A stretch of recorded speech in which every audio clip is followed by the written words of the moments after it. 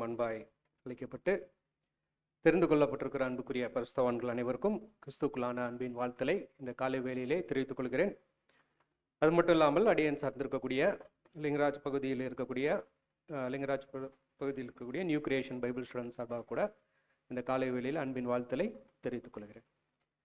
அன்புக்குரிய சகோதர சகோதரிகளே, கடந்த ஒரு வருடம் கழிஞ்சு உங்களை திரும்பி என்ன பண்ணுறேன், நான் இந்த இதில் பார்க்குறேன்.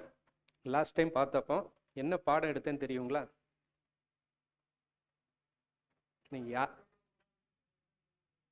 என்ன பிரதர், நீங்கள் யாருன்னு எனக்கு மறந்துருச்சுன்றீங்களா? சரி, நானே பியான திராட்சை செடி. ஞாபகம் இருந்துச்சுங்களா? இல்லைங்களா? சரி, பரவாயில்ல, உண்மையை சொன்னதுக்கு நன்றி. சரி, இன்னைக்கு நம்ம என்ன பார்க்கலாம் அப்படின்னா, சகோதரர் சொன்னவன் நமக்கு power in the blood of Jesus.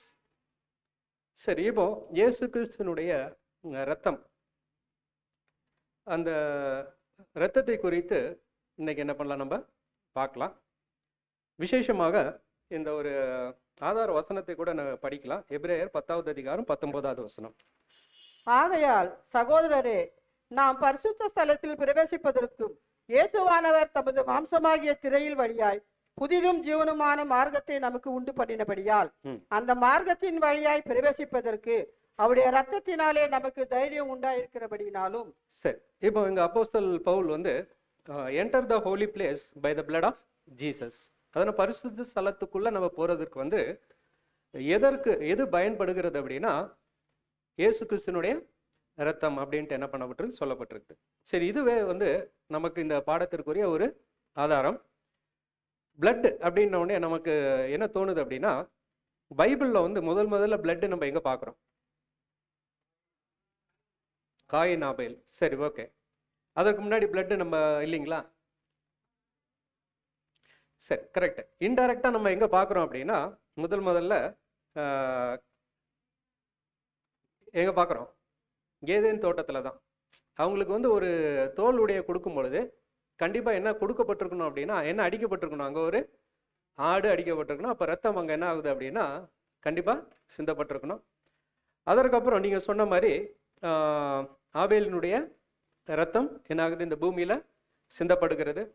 அதுக்கப்புறம் லாமேக்கு வந்து என்ன பண்ணிடுறாரு அப்படின்னா, ஒருத்தர் என்ன பண்ணிடுறாரு, எதிர்ச்சியா என்ன பண்ணிடுறாரு, ஒரு வாலிபனை கொன்னுடுறாரு. அதுக்கப்புறம் நோவா என்ன பண்ணுகிறார் அப்படின்னா, நிறைய அங்க பலிகள் என்ன பண்றாரு, செலுத்துகிறார். அதுக்கப்புறம் விசேஷமாக இந்த ஒரு பூமியானது ரத்தம் வந்து அதிகமா என்ன ஆகுது அப்படின்னா சிந்தப்படுகிறது. அதுக்கப்புறத்துல இருந்தே வந்து என்ன ஆகுது அப்படின்னு பார்க்கும் பொழுது, ரத்த மாம்சத்தை நீங்க என்ன பண்ணலாம், புசிக்கலாம் அப்படின்ன உடனே அதுக்கப்புறம் நிறைய பேர் என்ன பண்றாங்க அப்படின்னு பார்க்கும் பொழுது, கண்டிப்பாக அந்த ஒரு அனிமல்ஸ் என்ன ஆகுது, அடிக்கப்படுகிறது. அப்ப ரத்தம் என்ன ஆகுது அப்படின்னா சிந்தப்படுகிறது. அது மனுஷர்களுக்குள்ள கூட ஒவ்வொருத்தரும் என்ன ஆகுறாங்க அப்படின்னா சண்டை போடுறாங்க. அதுக்கப்புறம் என்ன ஆகுது அப்படின்னு பார்க்கும்போது அப்படியே ரத்தங்கள் என்ன ஆகுது அப்படின்னு அந்த பூமியில சிந்தப்பட்டு கொண்டு தான் வருது. அப்புறம் இஸ்ரேல் ஜனங்கள் வனாந்திரத்துல இருக்கும் பொழுது தேவனே அவங்களுக்கு என்ன கொடுக்குறாங்க அப்படின்னா, ஒரு சில நியாயப்பிரமாணங்கள் கூட என்ன பண்றாங்க, கொடுக்குறாங்க. அந்த நியாயப்பிரமாணங்கள் எல்லாத்துலேயுமே நீங்க பார்த்தீங்க அப்படின்னா கண்டிப்பா என்ன இருக்குது, ரத்தம் அப்படின்னு ஒன்று என்ன ஆகுது அப்படின்னா சம்பந்தப்படுகிறது. சரி, விசேஷமாக அந்த ரத்தம் கூட ஆரம்பிக்கும் பொழுதே, அதாவது அவங்களுடைய வனாந்த பிரயாணம் ஆரம்பிக்கும் பொழுதே கூட எதை வைத்து தான் ஆரம்பிக்குது, ரத்தம் பூசப்பட்ட வீட்டுக்குள்ளதான் என்ன பண்ணணும் அப்படின்னா இருக்கணும். சரி, அப்போ இதெல்லாம் பார்க்கும் பொழுது கண்டிப்பாக இஸ்ரேல் ஜனங்களுடைய வாழ்க்கையில மட்டும் இல்லை, உலகத்திலேயே மனிதனுடைய ஒரு ஹிஸ்டரி எடுத்துட்டீங்கன்னா கூட, பைபிளை தொடர்ந்து அப்படியே நீங்க எடுத்துட்டீங்கன்னா கூட ரத்தம் அப்படின்றது ஒரு மிகப்பெரிய பார்ட். சரி, இப்போ நம்ம அப்படியே கொஞ்சம் பைபிள்ல இருந்து என்ன பண்ணலாம் அப்படின்னா வெளியில வரலாம். வெளியில வந்துட்டு பிளட் அப்படின்ற ஒரு விஷயத்த வந்து எவ்வளோ இம்பார்ட்டன்ஸ் அப்படின்றத என்ன பண்ணலாம் நம்ம புரிஞ்சுக்கலாம். ரத்தம் அப்படின்றது எவ்வளோ ஒரு முக்கியத்துவம் அப்படின்றத என்ன பண்ணலாம் நம்ம பார்க்கலாம். சரி, முதலாவது நம்ம பாடியில எதற்கு ரத்தம் தேவை அப்படின்னு பார்க்கும் பொழுது, நம்மளுடைய பாடியில் இருக்கக்கூடிய ஒவ்வொரு செல்ஸும் வந்து இயங்கணும் அப்படின்னா அதற்கு என்ன தேவை அப்படின்னு பார்க்கும்பொழுது ஆக்சிஜன் தேவை. அப்போ ஆக்சிஜனை கொண்டு போகிற விஷயத்தை செய்கிறது தான் என்னது, பிளட். அப்போ இந்த ஒவ்வொரு அணுக்களும் அப்படின்னா பிளட்ல இருக்கக்கூடிய 2 விதமான அணுக்கள் இருக்குது. பிளட்டை நம்ம என்ன பண்ணலாம் அப்படின்னா 2 விதமாக பிரிக்கலாம். ஒன்று வந்து ஆர்பிசி, இன்னொன்று டபிள்யூபிசி. அப்படின்னா red blood and white blood. சரி, இப்போ இதில் ரெட்டு எதுக்கு சம்மந்தப்பட்டது அப்படின்னு பார்க்கும்பொழுது, நம்முடைய பாடியில் இருக்கக்கூடிய எல்லா பகுதிக்கும் ஆக்சிஜனை கொண்டு போகக்கூடிய வேலையை செய்கிறது தான் அது, அந்த ரெட் பிளட். அதே போல் பாடியில் இருக்கக்கூடிய எல்லா விதமான அழுக்குகள் இல்லைன்னா வந்து விஷத்தன்மை உள்ள விஷயங்களை வந்து கரெக்டாக அந்தந்த இடங்களுக்கு கொண்டு வந்து அதை வெளியேற்றக்கூடிய வேலையை செய்கிறது கூட என்னது தான், இந்த ஆர்பிசி தான் என்ன பண்ணுது, செய்யுது. சிவப்பு அணுக்கள் தான் என்ன பண்ணுது, செய்கிறது. ஆனால் இந்த வெள்ளை அணுக்கள் இருக்குது பாருங்க, ஒயிட் பிளட், அதனுடைய மெயின் வேலை என்ன அப்படின்னா பாடிக்கு ஒரு ப்ரொடெக்ஷன் மாதிரி இருக்கிறது தான் அதனுடைய வெள்ளை அணுக்களுடைய ஒரு வேலை. சரி, இப்போ ஒரு மனிதன் வந்து சாப்பிடாம கொஞ்ச நாள் என்ன பண்ணலாம் அப்படின்னா வாழலாம். சாப்பிடாம வாழலாமா? வாழலாம். அதான ஒரு வாரம் கூட என்ன பண்ணலாம் அப்படின்னா சாப்பிடாம வாழலாம். அதே தண்ணி குடிக்காம ஒரு சில நாட்கள் என்ன பண்ணலாம் அப்படின்னா சர்வை பண்ணலாம். ஆனால் ஒரு பாடியில் பிளட் இல்லாமல் சர்வை பண்ண முடியுமா? முடியாது.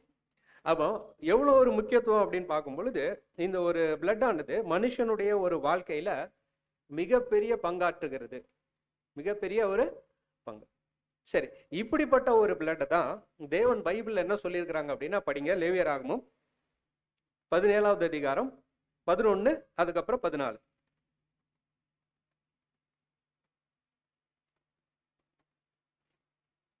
லெவிட்டிகஸ் 17:11 படிங்க. மாம்சத்தின் உயிர் ரத்தத்தில் இருக்கிறது. மாம்சத்தின் உயிர் எதுல இருக்குது? ரத்தத்தில் இருக்குது. அதை நான் உங்களுக்கு பலிபீடத்தின் மேல் உங்கள் ஆத்துமாக்களுக்காக பாவ நிவிர்த்தி செய்யும்படிக்கு கட்டளையிட்டேன். ஆத்மாவிற்காக பாவ நிவிர்த்தி செய்கிறது ரத்தமே. சரி, அப்படின்னா இந்த பிளட் லைஃப்ல, பிளட்ல என்ன இருக்குது அப்படின்னா லைஃப் இருக்குது. சரி, ஏன் அப்போ வந்து தேவன் இந்த பிளட்டை என்ன பண்ணக்கூடாது அப்படின்னு சொன்னாங்கன்னா சாப்பிடக்கூடாதுன்னாங்க. கரெக்டுங்களா?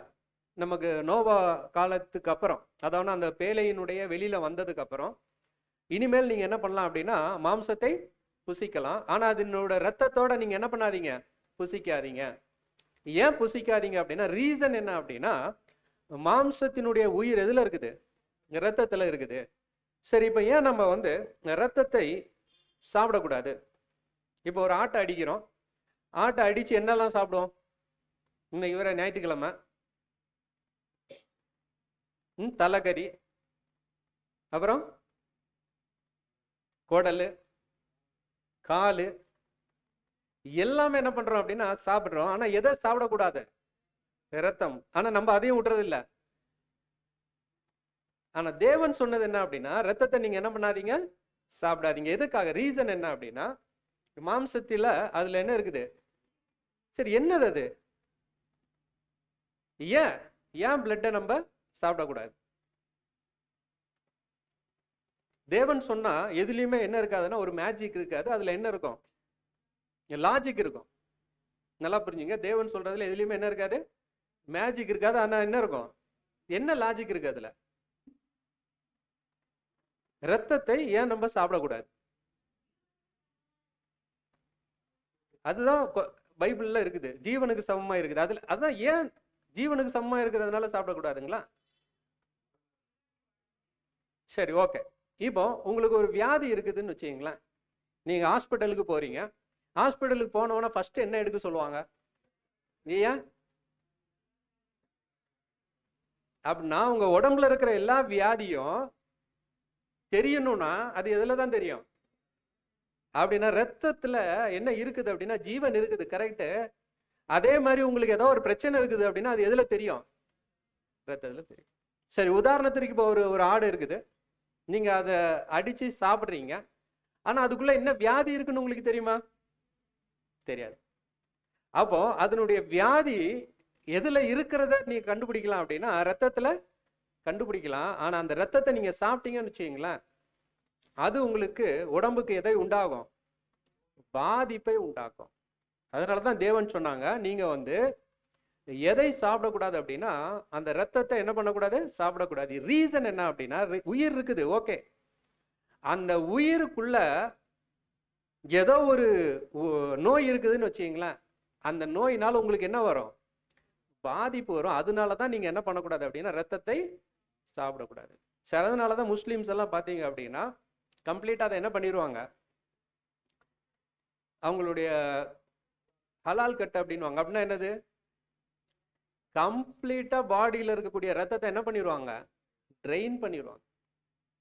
அப்படின்னா ஃபுல் அண்ட் ஃபுல் என்ன பண்ணியிருக்கணும் அப்படின்னா அந்த அந்த ஆடுலேயோ இல்லை கோழிலையோ இருக்கக்கூடிய கம்ப்ளீட் ரத்தம் என்ன ஆகும் அப்படின்னு பார்க்கும்பொழுது ட்ரெயின் பண்ண விட்டுருவாங்க. அப்படின்னா அது கம்ப்ளீட்டாக என்ன ஆகும் அப்படின்னா வெளியில் வரும். அது நிமித்தமாக அதை சாப்பிடக்கூடியவர்களுக்கு பாதிப்பு வருகிறது ரொம்ப குறைவு. பாதிப்பு வர்றதுக்கு சான்ஸ் ரொம்ப குறைவு. ஏன்னா ரத்தத்தை என்ன பண்ணியாச்சு, கம்ப்ளீட்டாக என்ன பண்ணியாச்சு, ரிமூவ் பண்ணியாச்சு. சரி, இதனால தான் தேவன் என்ன சொன்னாங்க அப்படின்னா மாம்சத்தினுடைய உயிர் ரத்தத்தில் இருக்குது, அந்த ரத்தத்தை நீங்க என்ன பண்ணக்கூடாது அப்படின்னா சாப்பிடக்கூடாது. சரி, இப்போ இந்த ஒரு ரத்தத்தை வைத்து தேவன் போட்டிருக்கக்கூடிய ஒரு பிளான் எங்கே இருக்குது? எங்கே இருக்குது? ஆதி ஆகமத்தில் இருக்குதுன்னு என்ன பண்ண நம்ம பார்த்தோம். எப்படி அப்படின்னு பார்க்கும் பொழுது இப்போ ஆதாம் பாவம் செய்தார். பாவத்தின் நிமித்தமாக அவங்களுக்கு என்ன கிடைச்சிச்சு அப்படின்னா ஒரு தண்டனை கிடைக்குது. இப்போ அவர்களுக்கு முதல் உடையை கொடுக்கும் பொழுதே அங்க நிழலாக தேவன் என்ன வச்சிருக்கிறாங்க அப்படின்னா என்ன வச்சிருக்கிறாங்க, ஒரு ஆடு அங்க அடிக்கப்படுகிறது. அப்படின்னா ரத்தம் அங்க என்ன ஆகுது, சிந்தப்படுகிறது. அப்போ நிழல்லையே தேவன் ஆல்ரெடி பிளான் பண்ணது என்ன அப்படின்னா இந்த பூமியில ஒருத்தருடைய ரத்தம் என்ன ஆகும், சிந்தப்படும். சரி, இப்போ நெக்ஸ்ட் அப்படியே நம்ம எங்க வந்துடலாம் அப்படின்னா இப்போ இஸ்ரேல் ஜனங்களுடைய அந்த 10வது வாதைக்கு என்ன பண்ணலாம், நம்ம போகலாம். சரி, 10வது வாதையில மிக முக்கியமான ஒரு விஷயம், ரத்தத்துக்கு சம்பந்தப்பட்ட ஒரு விஷயம்னா நம்ம எதை சொல்லுவோம்?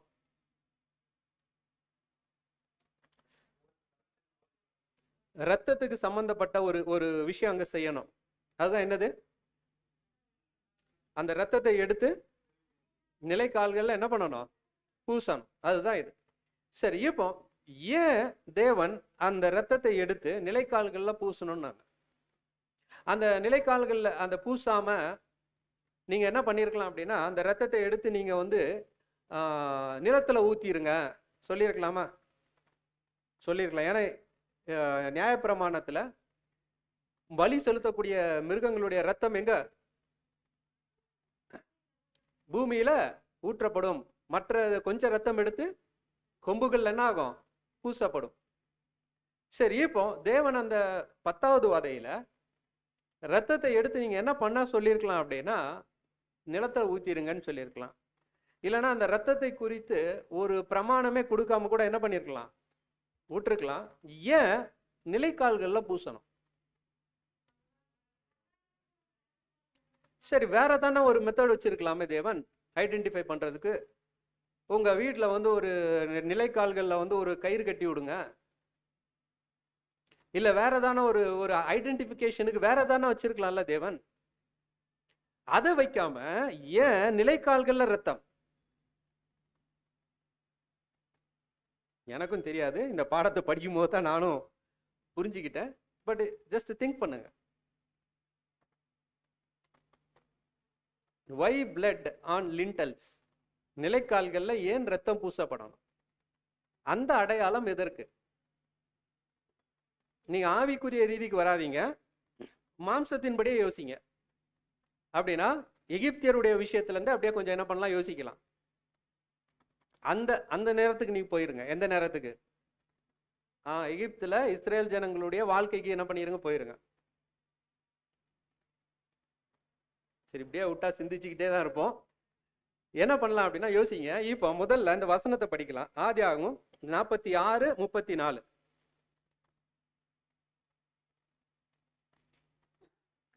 ஆதியாகமம் 46:34. நீங்கள் கோரோன் நாட்டிலே குடியிருக்கும்படி அவனை நோக்கி, எங்கள் பிதாக்களைப் போல உமது அடியாராகிய நாங்களும் எங்கள் சிறு வயது முதல் இதுவரைக்கும் மேய்ப்பர்களாய் இருக்கிறோம் என்று சொல்லுங்கள். மேய்ப்பர்கள் எல்லாரும் எகிப்தியருக்கு அருவருப்பாய் இருக்கிறார்கள் என்றான். நல்ல கவனிங்க. மேய்ப்பர்கள் எல்லாரும் யாருக்கு அருவருப்பானவர்கள்? ஏன்? சரி, இப்போ மேய்ப்பர்கள் எல்லோரும் ஏன் எகிப்திற்கு அருவருப்பானவர்கள் அப்படின்னா, இந்த மேய்ப்பர்கள் ரொம்ப அழுக்கான ட்ரெஸ் போட்டிருப்பாங்க. இந்த மேய்ப்பர்கள் கிட்ட போனா ஒரு ஸ்மெல் வரும். அப்படியா? ஏன் மேய்ப்பர்கள் எகிப்திற்கு அருவருப்பானவர்கள்? சரி, இதை புரிஞ்சு கொள்றதுக்கு நான் இன்னொன்னு சொல்றேன்.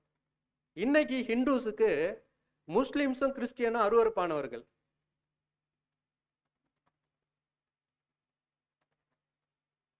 இன்னைக்கு ஹிந்துஸுக்கு முஸ்லிம்ஸும் கிறிஸ்டியன்ஸும் அருவருப்பானவர்கள். இந்த ஒரு ரீசன்னால. எந்த ரீசன்? எந்த மாம்சத்தை புசிக்கிறதுனால? என்னது? புரியுதுங்களா? ஏன் அவங்களுக்கு நம்ம அருவருப்பானவர்கள்?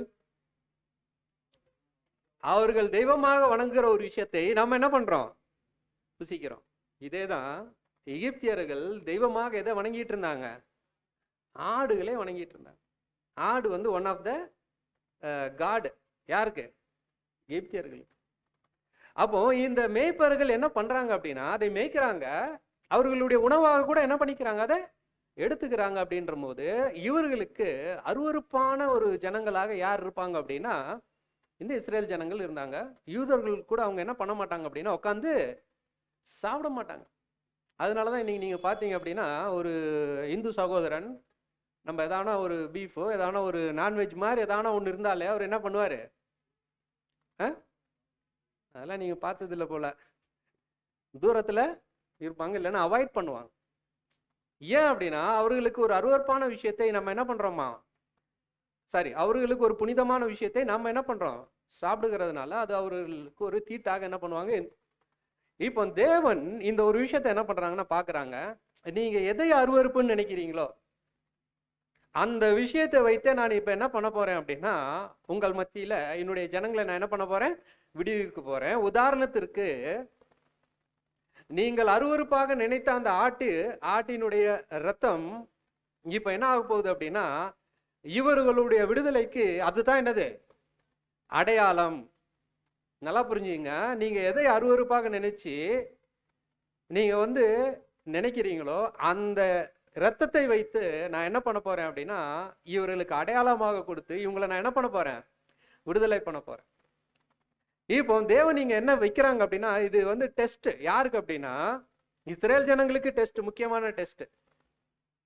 இப்போ அவங்க என்ன பண்ணணும் அப்படின்னா, எகிப்தியர்களுக்கு முன்பாக தங்களுடைய விசுவாசத்தை யாருக்கு காமிக்கணும், யாருக்கு காமிக்கணும், யாவே தேவனுக்கு காமிக்கணும். அப்படின்னா நீங்க எங்களை அருவருப்பாக நினைச்சாலும் சரி, ஏற்கனவே அவங்களை அருவருப்பா தான் நினைச்சிட்டு இருக்கிறாங்க. ஆனா இன்னும் இதை செஞ்சாங்க அப்படின்னா, இப்போ எகிப்தியர்களுக்கு இஸ்ரேல் ஜனங்கள் யாரா மாறுவாங்க, யாரா மாறுவாங்க, இன்னும் அருவருப்பா மாறுவாங்க. ஏன்னா அவர்கள் கூட சாப்பிடுறது இதெல்லாம் பழக மாட்டாங்க, அதுவே அவங்களுக்கு வந்து அருவருப்பு. அப்படின்னா இப்போ அவர் அந்த ரத்தத்தை எடுத்து இப்ப நிலைக்கால்கள்ல பூசினாங்க அப்படின்னா இன்னும் அவங்களுக்கு எப்படி எப்படி தெரிவாங்க, இஸ்ரேல் ஜனங்கள் அருவருப்பானவர்களாக தெரிவாங்க. ஆனா இதுதான் தேவன்கிட்ட நீங்க காட்டக்கூடிய விசுவாசம். இதுதான் தேவன்கிட்ட நீங்க காட்டக்கூடிய கீழ்ப்படிதல், ஒபீடியன்ஸ் அண்ட் ஃபெய்த். இப்ப தேவன் ஒரு விஷயத்த சொல்லி இருக்கிறாங்களா, இதை என்ன பண்ணணும் அப்படின்னா, இப்ப இஸ்ரேல் ஜனங்கள் என்ன பண்ணணும், என்ன பண்ணணும், நம்பணும். இது எப்படி நடக்கும், நிலைக்கால்கள்ல நான் பூசிட்டேன் அப்படின்னா எப்படி நான் காக்கப்படுவேன், அதுதான் ஃபெய்த், அதுதான் கீழ்ப்படிதல். இப்ப இந்த ஃபெய்த்தையும் கீழ்ப்படிதலையும் நீங்க காமிச்சிட்டீங்க அப்படின்னா, இந்த ஃபெய்த்தையும் கீழ்ப்படிதலை இஸ்ரேல் ஜனங்கள் காமிச்சிட்டாங்க அப்படின்னா எப்படி காமிக்கணும், எப்படி காமிக்கணும், எப்படி காமிக்கணும், ஃபெய்த்தையும் கீழ்ப்படிதலையும் இஸ்ரேல் ஜனங்கள் எப்படி காமிக்கணும், அந்த ஆட்டினுடைய ரத்தத்தை எடுத்து எங்க தெளிக்கணும், நிலைக்கால்கள்ல பூசணும். அப்ப இப்படி பூசும் பொழுது அவங்க என்ன காமிக்கிறாங்க அப்படின்னா, நாங்கள் எங்க யாவே தேவன் என்ன பண்றோம், விசுவாசிக்கிறோம், நாங்கள் அவர் சொன்ன கட்டளைகளுக்கு என்ன பண்றோம், கீழ்ப்படுகிறோம் அப்படின்றத காமிக்கிற போது ஆட்டோமேட்டிக்கா அங்க என்ன ஆகுது அப்படின்னா, சங்கார தூதன் மூலமாக அவங்க என்ன ஆகுறாங்க, காக்கப்படுகிறாங்க. சரி, இப்போ இதனோடு ஒரு தொடர்புடைய இன்னொரு கேள்வி. என்ன கேள்வி அப்படின்னா, இப்போ முதல்ல ரத்தம் அப்படின்றதுக்குள்ள என்ன இருந்துச்சுன்னு பார்த்தோம், ஜீவன் இருந்ததுன்னு பார்த்தோம். சரி, இப்போ இந்த ஜீவன் நமக்குள்ள இருக்குதா? அது நமக்குள்ளனா மனுக்குலத்துக்குள்ள இருக்குதுங்களா? சரி, ரத்தத்துக்குள்ள ஜீவன் இருக்குது. இப்போ அந்த ஜீவன் மனுக்குலத்துக்கிட்ட இருக்குதுங்களா?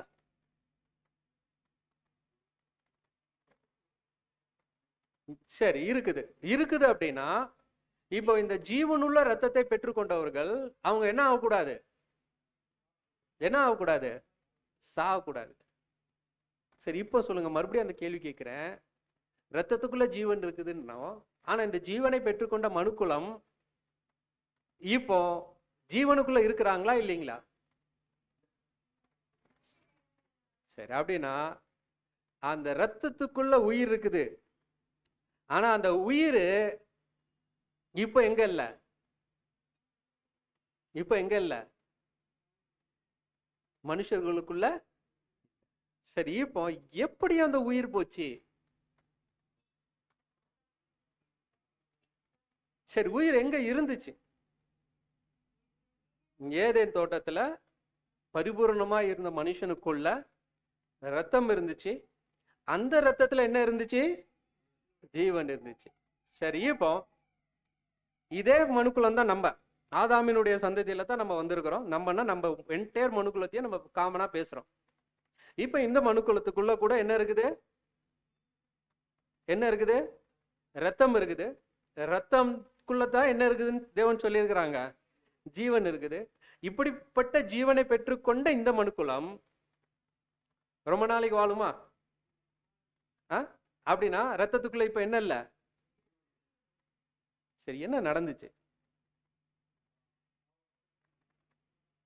சரி, இப்போ இது பாவம் பண்ணிட்டாங்க. பாவத்தினால என்ன ஆயிடுச்சு? மரணம் வந்துச்சு. இது பிளைனான ஆன்சர். இந்த ஆன்சர் இது மேஜிக். இது என்னது? மேஜிக். நமக்கு மேஜிக்கே வேணாம். நமக்கு என்ன வேணும்? லாஜிக் வேணும். என்ன லாஜிக் இருக்குது? இப்போ ஏதேன் தோட்டத்துக்குள்ள இருந்த ஒருத்தருக்குள்ள ஜீவன் இருந்துச்சு அப்படின்னா அவருக்குள்ள ரத்தம் இருந்துச்சு, ரத்தத்துக்குள்ள ஜீவன் இருந்துச்சு. அதே இது இப்போ என்ன இல்ல? அப்ப என்ன நடந்துச்சு? எப்படி அந்த ரத்தத்துக்குள்ள மரணம்ன்ற ஒரு விஷயம் போச்சு? இல்லனா எப்படி அந்த ரத்தத்துல இருந்த ஜீவன் வெளியில வந்துச்சு? அது மேஜிக். கீழ்ப்படியாமைக்குள்ள போனது அப்படின்றது கரெக்ட். பைபிள் அடிப்படையில கரெக்ட், இல்லைன்னு சொல்ல. ஆனா ஏதோ ஒண்ணு தேவன் செய்யணும்ல. தேவன் எதை செஞ்சாலுமே அதுல என்ன இல்லாம இருக்காது? ஒரு லாஜிக் இல்லாம இருக்காது. அப்படின்னா அதை நம்ம என்ன பண்ணலாம் அப்படின்னா புரிஞ்சிக்கலாம். மேபி நமக்கு இப்போ இருக்கிற வெளிச்சத்தின்படி புரியாம இருக்கலாம் ஒரு சில விஷயங்கள். ஆனா கண்டிப்பா அதுல என்ன இருக்கும்? ஒரு லாஜிக். சரி, இப்போ எப்படி அந்த ரத்தத்துல இருந்த ஜீவன் வெளியில போச்சு, இல்லைன்னா இழந்தார் ஆதாம் அப்படின்றத நம்ம புரிஞ்சுக்கணும். அப்படின்னா அவருக்கு கொடுக்கப்பட்ட சாபத்துக்குள்ள நம்ம போனோம். சாபத்துக்குள்ள போயிட்டா தெரிஞ்சு போயிடும் எப்படி அந்த ரத்தத்துல இருந்த ஜீவன் போச்சு. சரி, இப்ப அவருக்கு கொடுக்கப்பட்ட சாபம் என்ன?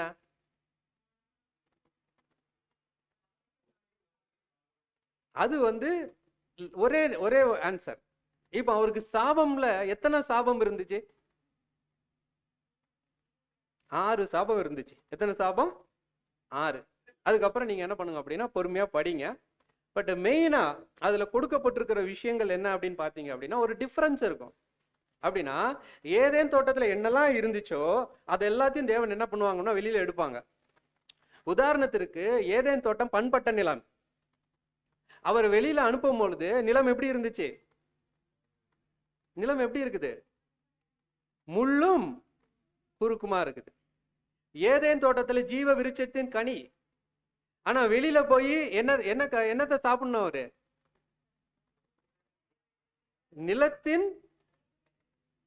நிலத்துல வேர்வையை சிந்தி பயிரிட்டு அதுல இருந்து விளைகிறத என்ன பண்ணணும்? சாப்பிடணும். ஆனா வர்ஸ்ட் என்னதுன்னா ஏதேன் தோட்ட நிலம் ஆசீர்வதிக்கப்பட்ட நிலம். வெளியில அனுப்பின நிலம் எப்படிப்பட்ட நிலம்? வெளியில அனுப்பப்பட்ட நிலம் எப்படிப்பட்ட நிலம்? சபிக்கப்பட்ட நிலம். சரி, இப்போ புரியுதுங்களா ஜீவன் எப்படி போச்சுன்ட்டு? இப்போ புரியுதுங்களா ஜீவன் எப்படி போச்சுன்ட்டு? எப்படி போச்சு? ஒன்றும் இல்லை, ஏதேன் தோட்டத்துல உள்ள இருந்தப்போ அவர் ரத்தத்துக்குள்ள ஜீவனை தக்க வைத்துக் கொள்ளக்கூடிய சிச்சுவேஷன் இருந்துச்சு. உதாரணத்திற்கு அவர் நடந்து போனார்னா பஞ்சுமத்தையில நடந்து போவாரு, முள்ளு இருக்குமா? இருக்காது. ஏன்? பண்பட்ட நிலம். தேவன் ஏதேன் தோட்டத்தை என்ன பண்ணியிருந்தாங்கன்னா அந்த அளவுக்கு அழகா ரெடி பண்ணியிருந்தாங்க. யாருக்காக? அதான். அடுத்தது, ஜீவன் தரும் விருட்சங்கள் அங்க இருந்துச்சு, சாப்பிடுவாரு, பறிச்சு பறிச்சு சாப்பிடுவாரு. அதனால என்ன ஆகும் அப்படின்னா ரத்தத்துக்குள்ள இருக்கக்கூடிய ஜீவன் என்ன ஆகும்? தாங்கும், அது சஸ்டெயின் ஆகும். அடுத்து அந்த பூமி எப்படிப்பட்ட பூமி? நிலம் எப்படிப்பட்ட நிலம்? ஆசீர்வதிக்கப்பட்ட நிலம். அப்ப அந்த ஆசீர்வதிக்கப்பட்ட நிலத்துல இருந்து விளைக்கக்கூடிய விஷயங்கள் எல்லாம் எப்படிப்பட்ட விஷயங்களா இருக்கும்? ஜீவனை தக்க வைத்துக் கொள்ளக்கூடிய விஷயங்களா இருக்கும். புரியுதுங்களா? இதை ஏதேன் தோட்டத்தினுடைய நிலம். அதனால இப்போ அந்த ரத்தத்துக்குள்ள ஜீவன் என்ன ஆகும் அப்படின்னா எப்பவுமே என்ன ஆகாது? என்ன ஆகாது? மரணத்துக்குள்ள போகாது. அது அந்த ரத்தத்துக்குள்ள இருக்கக்கூடிய ஜீவன் செல்ஸ் என்ன ஆகாது? செல்ஸ் என்ன ஆகாது? சாகாது. அது என்ன ஆகும் அப்படின்னா ரீஜெனரேட் ஆயிட்டே இருக்கும், ஜீவனோடையே இருக்கும். பட் சிச்சுவேஷன் என்ன ஆகுது அப்படின்னா பாவத்து நிமித்தமாக தேவன் பண்ண ஒரே விஷயம், முதல் விஷயம் என்ன அப்படின்னா, அதான் உங்களுக்கு நான் மரணத்தை கொடுக்கணும். இவன் மரணத்தை கொடுக்கணும் அப்படின்னா ஏதேன் தோட்டத்திலேயே நீங்க உட்காந்துட்டு இருந்தீங்கன்னா உங்க பிளட்ல என்ன இருக்காது? உங்க பிளட்ல என்ன இருக்காது? மரணம்னு ஒண்ணு இருக்காது. அப்ப உங்க பிளட் என்ன ஆகும் அப்படின்னா நல்லா ரீஜெனரேட் ஆயிட்டே இருக்கும், செல்லு சாகாது. ஆனா இப்போ நான் உங்களை ஜீவனுக்குள்ள இருந்து நான் இப்ப உங்களை எதுக்குள்ள கொண்டு போகணும்? பாவத்தின் சம்பளம் மரணத்துக்குள்ள கொண்டு போகணும் அப்படின்னா ஃபர்ஸ்ட் நான் உங்களை என்ன பண்ணணும்? என்ன பண்ணணும்? ஏதேன் தோட்டத்தை விட்டு வெளியில போகணும். அப்ப ஏதேன் தோட்டத்தை விட்டு வெளியில கொண்டு போன உடனேயே அவருக்கு எல்லா வித பிரச்சனையும் ஆரம்பிக்குது. பூமியில எடுத்து கால் எடுத்து வச்ச உடனே இவ்வளவு பெரிய முள்ளு, எவ்வளவு பெரிய முள்ளு! நான் தான் பக்கத்துல இருந்து பார்த்தேன், தெரியல, முள்ளு குத்தி இருக்கும் பாருங்க. இப்ப முள்ளு குத்தின உடனே ஃபர்ஸ்ட் பாடியில இருந்து என்ன வரும் அப்படின்னா ரத்தம் வெளியில வரும். அடுத்தது ஏற்கனவே அது சபிக்கப்பட்ட பூமி, சபிக்கப்பட்ட பூமியில இருந்தக்கூடிய ஏதோ ஒரு விதமான விஷயங்கள் இப்ப அவர் பாடிக்குள்ள என்ன ஆகுது? என்டர் ஆகுது. என்டர் ஆன உடனே சாயந்தரம் ஆகும். சாயந்தரம் ஆன உடனே அவருக்கு என்ன வந்திருக்கும்? காய்ச்சல் வந்திருக்கிறோம், ஏதோ ஒண்ணு வந்திருக்கும். கொஞ்சம் கொஞ்சமா அவருடைய லைஃப் இப்ப என்ன ஆகுது அப்படின்னா டெத்தை நோக்கி என்ன ஆகுது? போகுது. இப்ப அவர் என்ன பண்றாரு அப்படின்னா நிலத்துல இருந்து என்ன பண்றாரு? சபிக்கப்பட்ட நிலத்துல இருந்து என்ன பண்றாரு? கொஞ்சம் கொஞ்சமா சாப்பிட ஆரம்பிக்கிறாரு. ஏற்கனவே ஜீவன் தரக்கூடிய விஷயங்கள் இப்ப அவருக்கு இல்ல. இப்ப ஆட்டோமேட்டிக்கா இப்ப என்ன ஆகுது? ஜீவனை இழக்கக்கூடிய தன்மைக்குள்ள அவர் என்ன ஆகுறாரு? போகிறார். அப்படின்னா இந்த ஜீவனை இழக்கக்கூடிய தன்மை முதலாம் உலகத்துல கொஞ்சம் லேட் ஆச்சு. அந்த ப்ராசஸ் எவ்வளவு லேட் ஆச்சு? ஆவரேஜா ஒரு 900 இயர்ஸ் ஆகுது. ஆனா இன்னைக்கு சீக்கிரம் என்ன ஆகுது? ஜீவனை இழக்கக்கூடிய தன்மை என்ன ஆகுது அப்படின்னா தேவன் மேஜிக் பண்ணல. தேவன் என்ன பண்ணாங்க அப்படின்னா இந்த ஜீவனை தக்க வைத்துக் கொள்ளக்கூடிய சூழ்நிலை அங்க இருந்து ஜீவனை இழக்கக்கூடிய சூழ்நிலைக்கு என்ன பண்ணாங்க? தேவன் மாத்தினாங்க. அவ்வளவுதான். அதனாலதான் மரணம் அப்படின்ற ஒரு விஷயம் யாருக்கு இப்ப வருது? யாருக்கு வருது? ஆதாமினுடைய சந்ததிக்கு. அப்போ ஆதாமினுடைய சந்ததிக்கு ரத்தம் எப்படி ஜீவனை இழக்க ஆரம்பிச்சது அப்படின்னா அந்த ரத்தத்தை ஜீவனோடு வைத்திருக்கக்கூடிய சூழ்நிலைகள்ல இருந்து தேவன் என்ன பண்ணாங்க அப்படின்னா ஜீவனை இழக்கக்கூடிய ஒரு சூழ்நிலைக்கு என்ன பண்ணாங்க? மாத்தினாங்க. ஆட்டோமேட்டிக்கா இப்ப அவருக்குள்ள என்ன வருது அப்படின்னா ரத்தம் என்ன ஆகுது அப்படின்னா அந்த ரீஜெனரேட் பண்ணி அதை மறுபடியும் புதுப்பித்துக் கொள்ளக்கூடிய தன்மைக்குள்ள ரத்தம் என்ன ஆகல? இல்ல. அப்படியே கொஞ்ச நாள் ஆக ஆக ஆக என்ன ஆகுது அப்படின்னா அதுக்குள்ள இருக்கக்கூடிய செல்ஸ் என்ன ஆகுது? சாகுது. ஆட்டோமேட்டிக்கா அவர் என்ன ஆவார்? கொஞ்ச நாளைக்குள்ள செத்துருவார். சரி, இப்போ நமக்கு கான்பிடண்டா புரியுது. என்ன புரியுது அப்படின்னா ரத்தத்துல என்ன இருக்குது? ரத்தத்துல என்ன இருக்குது? ஜீவன். சரி, இப்போ அன்புக்குரிய சகோதர சகோதரிகள், இவ்வளவு நேரம் நம்ம பார்த்தது என்னது? இவ்வளவு நேரம் பார்த்தது என்ன அப்படின்னா ஒரு டைப்னே வச்சுக்கலாம். இதெல்லாம் ஒரு ஒரு விதமான டைப். சரி, இப்போ நம்ம அப்படியே எதுக்கு போயிடலாம் அப்படின்னா ஆன்டி டைப்புக்குள்ள போயிடலாம். இப்போ முக்கியமாக நமக்கான ஒரு சில பாடங்களுக்குள்ளாக என்ன பண்ணலாம், இப்போ நம்ம கடந்து போகலாம். ஆவிக்குரிய ரீதியில் ஒரு சில விஷயங்களை இப்போ என்ன பண்ணலாம், நம்ம கவனிக்கலாம். கவனிங்க, நம்முடைய இயேசு கிறிஸ்து என்ன பண்ணாங்க அப்படின்னா, அன்று ராத்திரியிலே அப்பத்தை எடுத்து அதை ஸ்தோத்திரம் பண்ணி அவர்களை விட்டு, இது என்னுடைய மாம்சம். ஸோ இது வந்து blood, sorry bread equal to flesh அப்படின்ட்டு யாரையும் சொல்லிட்டாங்க. யாரையும் சொல்லிட்டாங்க? இயேசு கிறிஸ்து. அதே மாதிரி அந்த ஒயின் எடுத்துட்டு, அந்த திராட்சை ரசத்தை எடுத்துட்டு, இது என்னுடைய ரத்தமா இருக்கிறது அப்படின்ட்டு என்ன பண்ணிட்டாங்கன்னா யாரையும் சொல்லியாச்சு? இயேசு கிறிஸ்துவே சொல்லியாச்சு. சரி, இப்போ இதுக்கு மேல என்ன நமக்கு ஆன்டி டைப் தேவை? அதான் இயேசு கிறிஸ்துவே சொல்லிட்டாங்கல்ல. அப்படின்னா இப்போ நம்ம என்ன புரியணும் அப்படின்னா, ஏன் பிளட், இப்போ நம்ம கொஞ்சம் என்ன பண்ணணும்னா ரிவர்ஸ் சிந்திக்கணும். வைன் ஈக்குவல் டு பிளட்னு சொல்லியாச்சு யாரு? இயேசு கிறிஸ்து. இப்போ நம்ம என்ன யோசிக்கணும் அப்படின்னா, ஒய் பிளட்? அங்க பிளட் இல்லாம வேற எதையாவதுனா கூட தேவன் என்ன பண்ணியிருக்கலாம், சொல்லியிருக்கலாம்ல.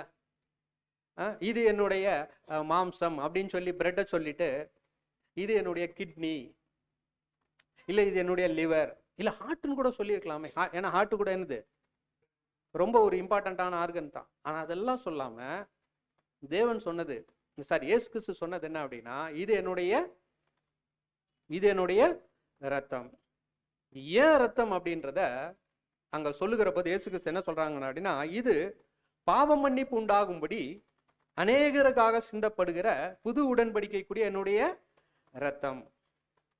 சரி, இப்போ இந்த ரத்தத்துல என்ன இருக்குதுன்னு பார்த்தோம், ஜீவன் இருக்குதுன்னு பார்த்தோம். இப்போ இந்த ஜீவன் தான், ஸோ பிளட் ஈக்குவல் டு என்ன பண்ணலாம் அப்படின்னா life. But life equal to இன்னொரு புறத்தில் என்ன பண்ணலாம், இன்னொரு சைடு என்ன பண்ணலாம் அப்படின்னா டெத்து போடலாமா?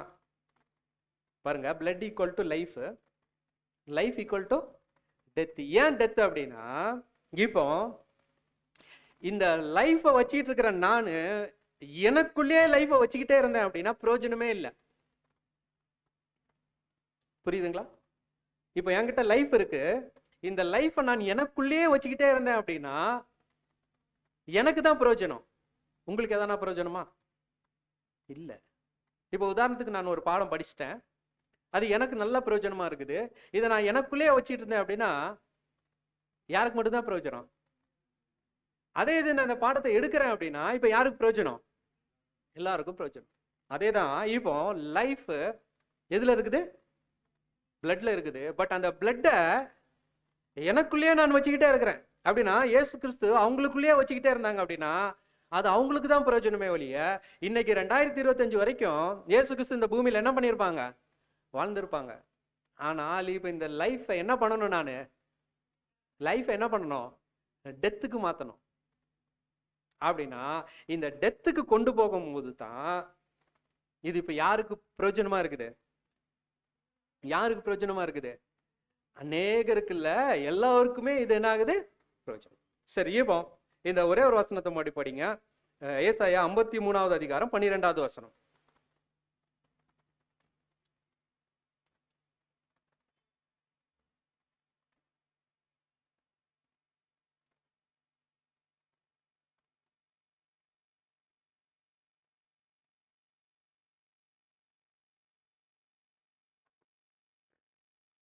அவர் தம்முடைய ஆத்துமாவை மரணத்தில் ஊற்றி, பாருங்க, அவர் தம்முடைய ஆத்துமாவை, அதான ஆத்துமாவை அப்படின்ற போது நம்ம இந்த இடத்துல பிளட்னு போட்டுக்கலாம்.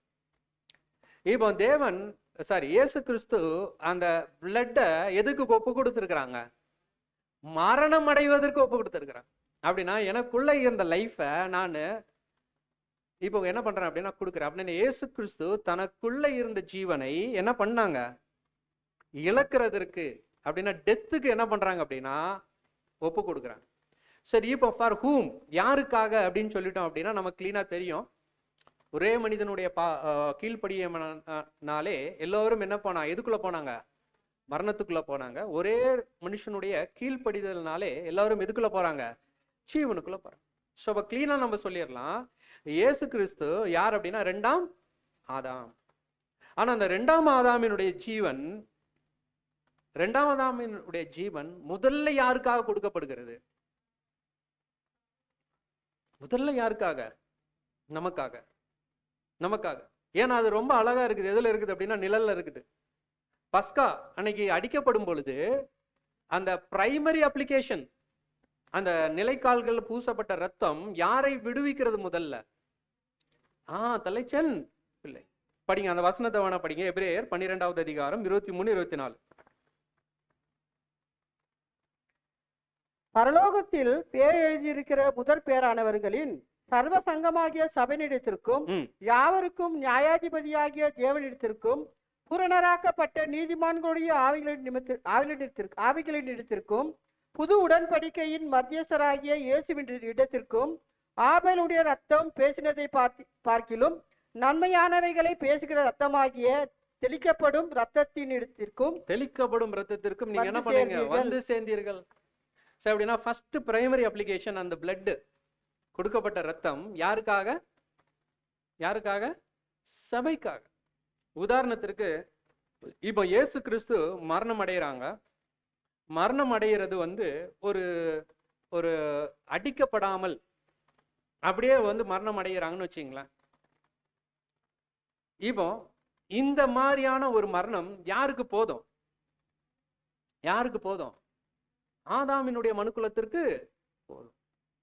ஆனால் இந்த மாதிரி அடிக்கப்பட்டு அவமானப்பட்டு பலவிதமான என்ன சொல்லலாம் அப்படின்னா அனுபவங்களுக்குள்ள போக வேண்டிய விஷயம் யாருக்காக தேவைப்பட்டுச்சு? சபைக்காக. சரி, இதை நம்ம இன்னும் கொஞ்சம் என்ன பண்ணலாம் அப்படின்னா பின்னாடி வரக்கூடிய டாபிக்ல என்ன பண்ணலாம் நம்ம பார்க்கலாம். ஆனா முதல்ல புரிஞ்சுக்கிங்க, வைன் தேவன் எதற்கு கம்பேர் பண்ணாங்க அப்படின்னா பிளட்டுக்கு. ஏன் பிளட் அப்படின்னா பிளட்ல என்ன இருந்துச்சு? ஜீவன் இருந்துச்சு. இப்ப இந்த ஜீவனை தனக்குள்ளேயே வைத்து கொண்டிருக்கிறதுக்கு யாருக்கு வாய்ப்பு இருக்குது? இயேசு கிறிஸ்துவுக்கு. ஆனா இயேசு கிறிஸ்து அதை என்ன பண்ணல, செய்யல. ஆனா அவங்க என்ன பண்ணாங்க அப்படின்னா இந்த ஜீவனை இழப்பதற்கு அப்படின்னா எதுக்குள்ள ஒப்பு கொடுத்துட்டாங்க? மரணத்திற்கு. அப்படின்னா டெத்துக்கு என்ன பண்ண அப்படின்னா எனக்குள்ள இருக்க லைஃபை நான் இப்ப என்ன பண்ணிடுறேன் அப்படின்னா நான் கொடுத்துடுறேன். சரி, இப்போ யாருக்காக அப்படின்னு பார்த்துட்டோம். யாருக்காக? ஆதாமுக்காக இருந்தாலும் அது முதல்ல பிரைமரியா யாருக்காக? சபைக்காக. சரி, இப்போ சபையை வாங்கிட்டோம். இப்போ இயேசு கிறிஸ்துனுடைய இரத்தத்தினால இப்ப என்ன பண்ணப்பட்டிருக்கிறோம் அப்படின்னா மீட்கப்பட்டிருக்கிறோம். எப்போ மீட்கப்பட்டோம் அப்படின்னா எப்போ வந்து இயேசு கிறிஸ்து அப்படின்ற அந்த ஒருத்தரை நம்ம என்ன பண்ணுகிறோம் அப்படின்னு ஏற்றுக்கொள்கிறோமோ, அந்த ransom sacrifice எப்போ நம்ம வந்து விசுவாசித்து நம்ம ஒப்பு கொடுக்குறோமோ அப்பவுமே என்ன ஆகுது அப்படின்னா நம்ம அந்த ஒரு பிளட்டை என்ன பண்ணியிருக்கிறோம் அப்படின்னா நிலைக்கால்கள்ல என்ன பண்ணியிருக்கிறோம்? பூசி இருக்கிறதுக்கு இது ஒரு அடையாளமாக இருக்கு. சரி, இப்போ இப்படி பூசப்பட்ட நமக்கு முதல் விஷயம் பிளட்டுடைய ஒரு கேரக்டர் என்ன அப்படின்னா ஏற்கனவே நான் சொன்னேன், 2 விதமான செல்ஸ் இருக்குது பிளட்டுக்குள்ள. என்னெல்லாம்? White and red. சரி, இப்போ முதல்ல இந்த ரெட் எதற்கு உதவுது அப்படின்னு பார்க்கும் பொழுது எதற்கு உதவுது? ஆக்சிஜன் கொண்டு போகிறதுக்கு என்ன ஆகுதுன்னா உதவுகிறது அப்படின்றத பார்த்தோம். இன்னும் ஒரு பிளட், அதே ரெட் பிளட் எதை செய்யுது அப்படின்னு பார்க்கும்பொழுது சுத்திகரிக்குது. பாடி என்ன பண்ணுகிறது? சுத்திகரிக்குது. அவன் பிளட்டுக்கு ஒரு பவர் இருக்குது. என்ன பவர் அப்படின்னா கிளீன் பண்ணணும். நம்முடைய பாடியில் இருக்கக்கூடிய எல்லா டாக்ஸிக்கையும் எல்லா கழிவுகளையும் வெளியேற்றக்கூடிய ஒரு விஷயத்தை செய்கிறது. என்ன அப்படின்னா இந்த ஒரு லிட்ரலான பிளட்டை என்ன பண்ணுது அப்படின்னா அப்படி செய்கிறது. சரி, லிட்ரலான பிளட்டே அந்த மாதிரி செய்கிறது அப்படின்னா இயேசு கிறிஸ்துனுடைய ரத்தம் செய்யாதா? செய்யுமா செய்யாதுங்களா? செய்யும். சரி, இப்ப இயேசு கிறிஸ்துனுடைய ரத்தம் கிளீனிங் ப்ராசஸ் பவர் இருக்குது அப்படின்னா அதை தேவன் பழைய ஏற்பாட்டில் வச்சிருப்பாங்களா வைக்கலீங்களா? கண்டிப்பா வச்சிருப்பாங்க. சரி, அதை எங்க வச்சு பார்க்கலாம் அப்படின்னா படிங்க லேவியராகமம் 14வது அதிகாரம் 7ஆம் வசனம். Leviticus 14 chapter 7th verse.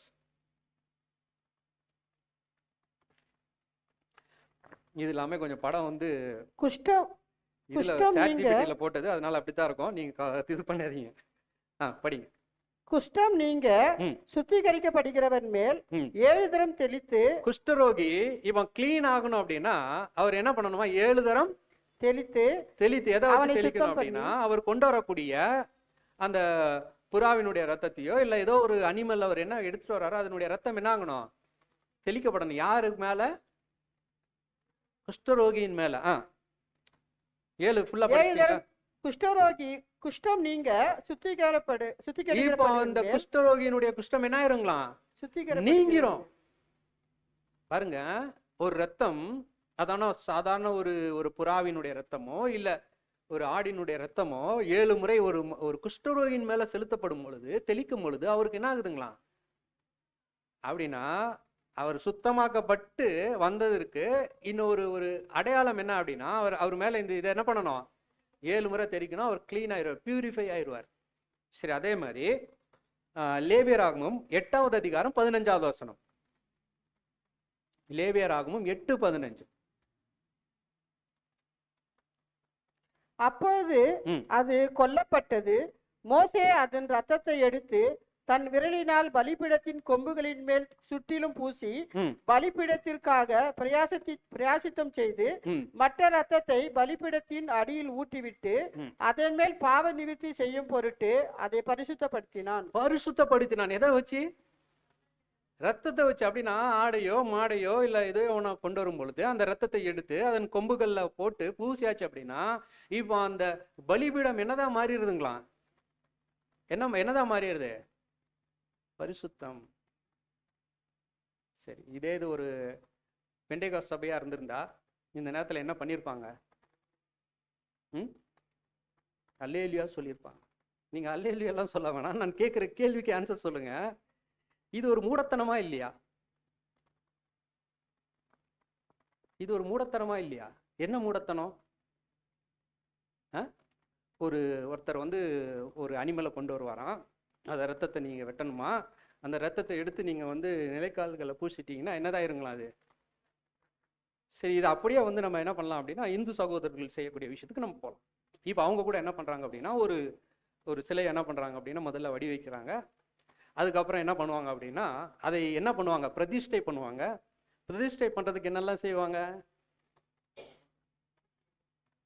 அதான் அந்த அபிஷேகத்தை எப்படி செய்வாங்க? அதை பியூரிஃபை பண்ணுவாங்க. அதுக்கு ஒரு ரிச்சுவல் இருக்கு. அதுக்கு என்ன பண்ணுவாங்க அப்படின்னா, அதை முதல்ல கழுவுவாங்க, அதுக்கப்புறம் பால் ஊற்றுவாங்க, அதுக்கப்புறம் நெய் ஊற்றுவாங்க, அதுக்கப்புறம் என்ன தேனா தெரியல. இப்போ இதெல்லாம் அவங்க பண்ணா அவங்கள பார்த்து நம்ம என்ன சொல்றோம்? முட்டாள்களே, இப்படி எல்லாம் பண்றது நிமித்தமாக ஒரு கல்லு எப்படி அது பவரா மாறி கடவுளா எப்படி? அதே ஒரு விஷயத்தை தான் தேவன் கொஞ்சம் வேற விதத்துல என்ன பண்ணியிருக்கிறாங்கன்னா சொல்லியிருக்கிறாங்க. என்ன சொல்லியிருக்கிறாங்க அப்படின்னா, நீங்க ஒரு பலிபீடத்தை பண்ணுங்க, அந்த பலிபீடத்துல ஒரு ரத்தத்தை என்ன பண்ணிருங்க அப்படின்னா அந்த 4 இதுல என்ன பண்ணிருங்கன்னா பூசிருங்க, மிச்ச ரத்தத்தை கொட்டிருங்க. அது என்ன ஆயிருது? என்ன லாஜிக்?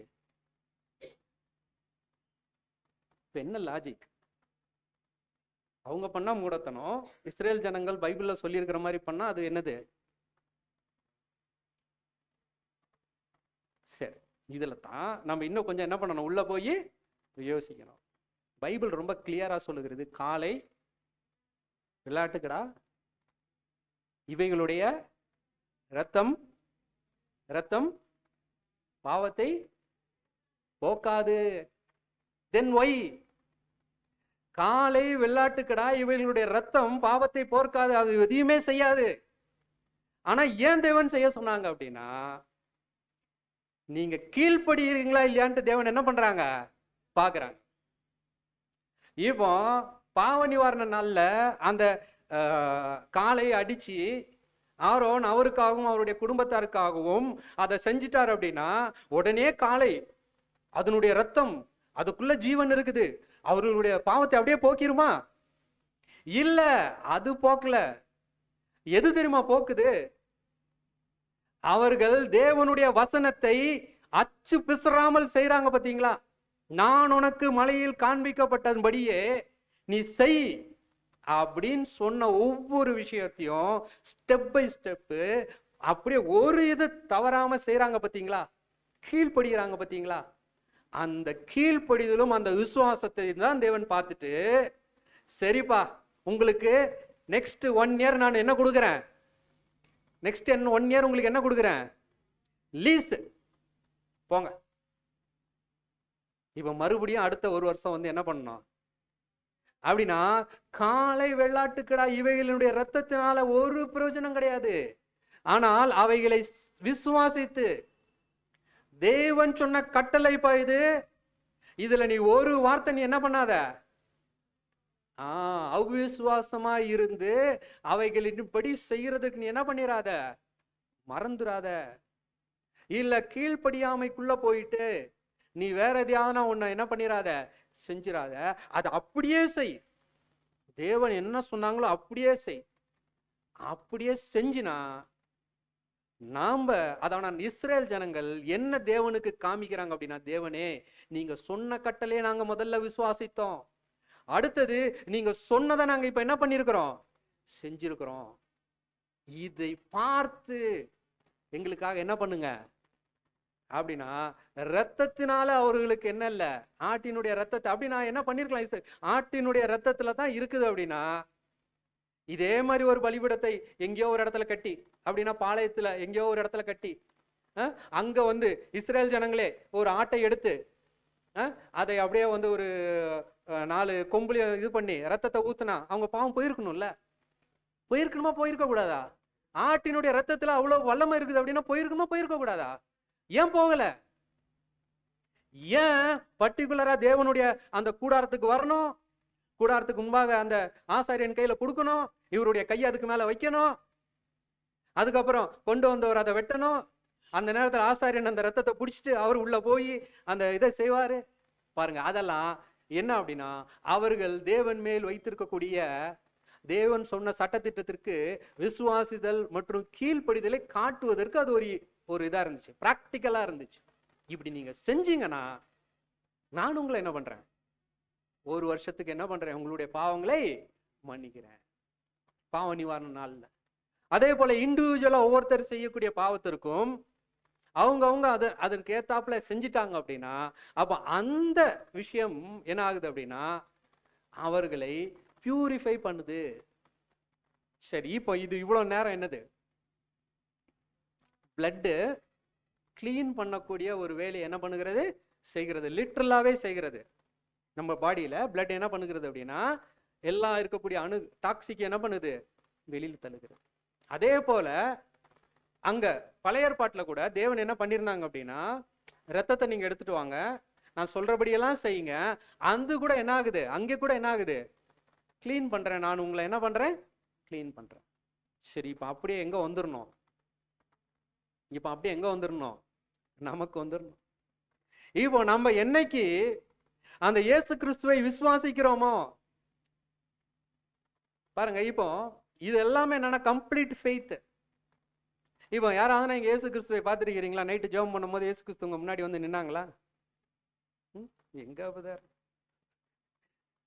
பாருங்க. அப்போ உலகத்தாரு, அதுக்கு கிறிஸ்தவர்கள், நான் இயேசுவை பார்த்தேன், அவரோடு கூட நான் பேசினேன், அவரோடு கூட அப்படியே நடந்து போனேன், அந்த கதையெல்லாம் நம்ம விட்டுறது இல்லை. ஆனா ஃபெய்த் இருக்குது பாத்தீங்களா, ஜீசஸ் எனக்காக என்ன பண்ணாங்க அப்படின்னா, ஒரு 2000 இயர்ஸ்க்கு முன்னாடி ஆதாமுக்கு ஒரே ஈடு பலியாக வந்து எனக்காக என்ன பண்ணாங்கன்னா ரத்தம் சிந்தினாங்க இந்த பூமியில. அதெல்லாம் இதுதாங்க அந்த ஃபெய்த். அப்ப அந்த ransom sacrifice மேல ஃபெய்த் வச்சு வந்து நிக்கிறோம் பாத்தீங்களா, இதை தேவன் பார்க்கறாங்க. அதுதான் நம்மளுடைய ஆதாமினுடைய பாவங்களை இப்ப என்ன பண்ணுகிறது, சுத்திகரிக்குது, கிளீன் பண்ணுது. படிக்கலாம், அந்த வசனத்தை மட்டும் படிங்க. மார்க் 7வது அதிகாரம் 21. இதுதான் நம்மளுடைய நிலைமை. மார்க் 7வது அதிகாரம் 21 மட்டும் படி.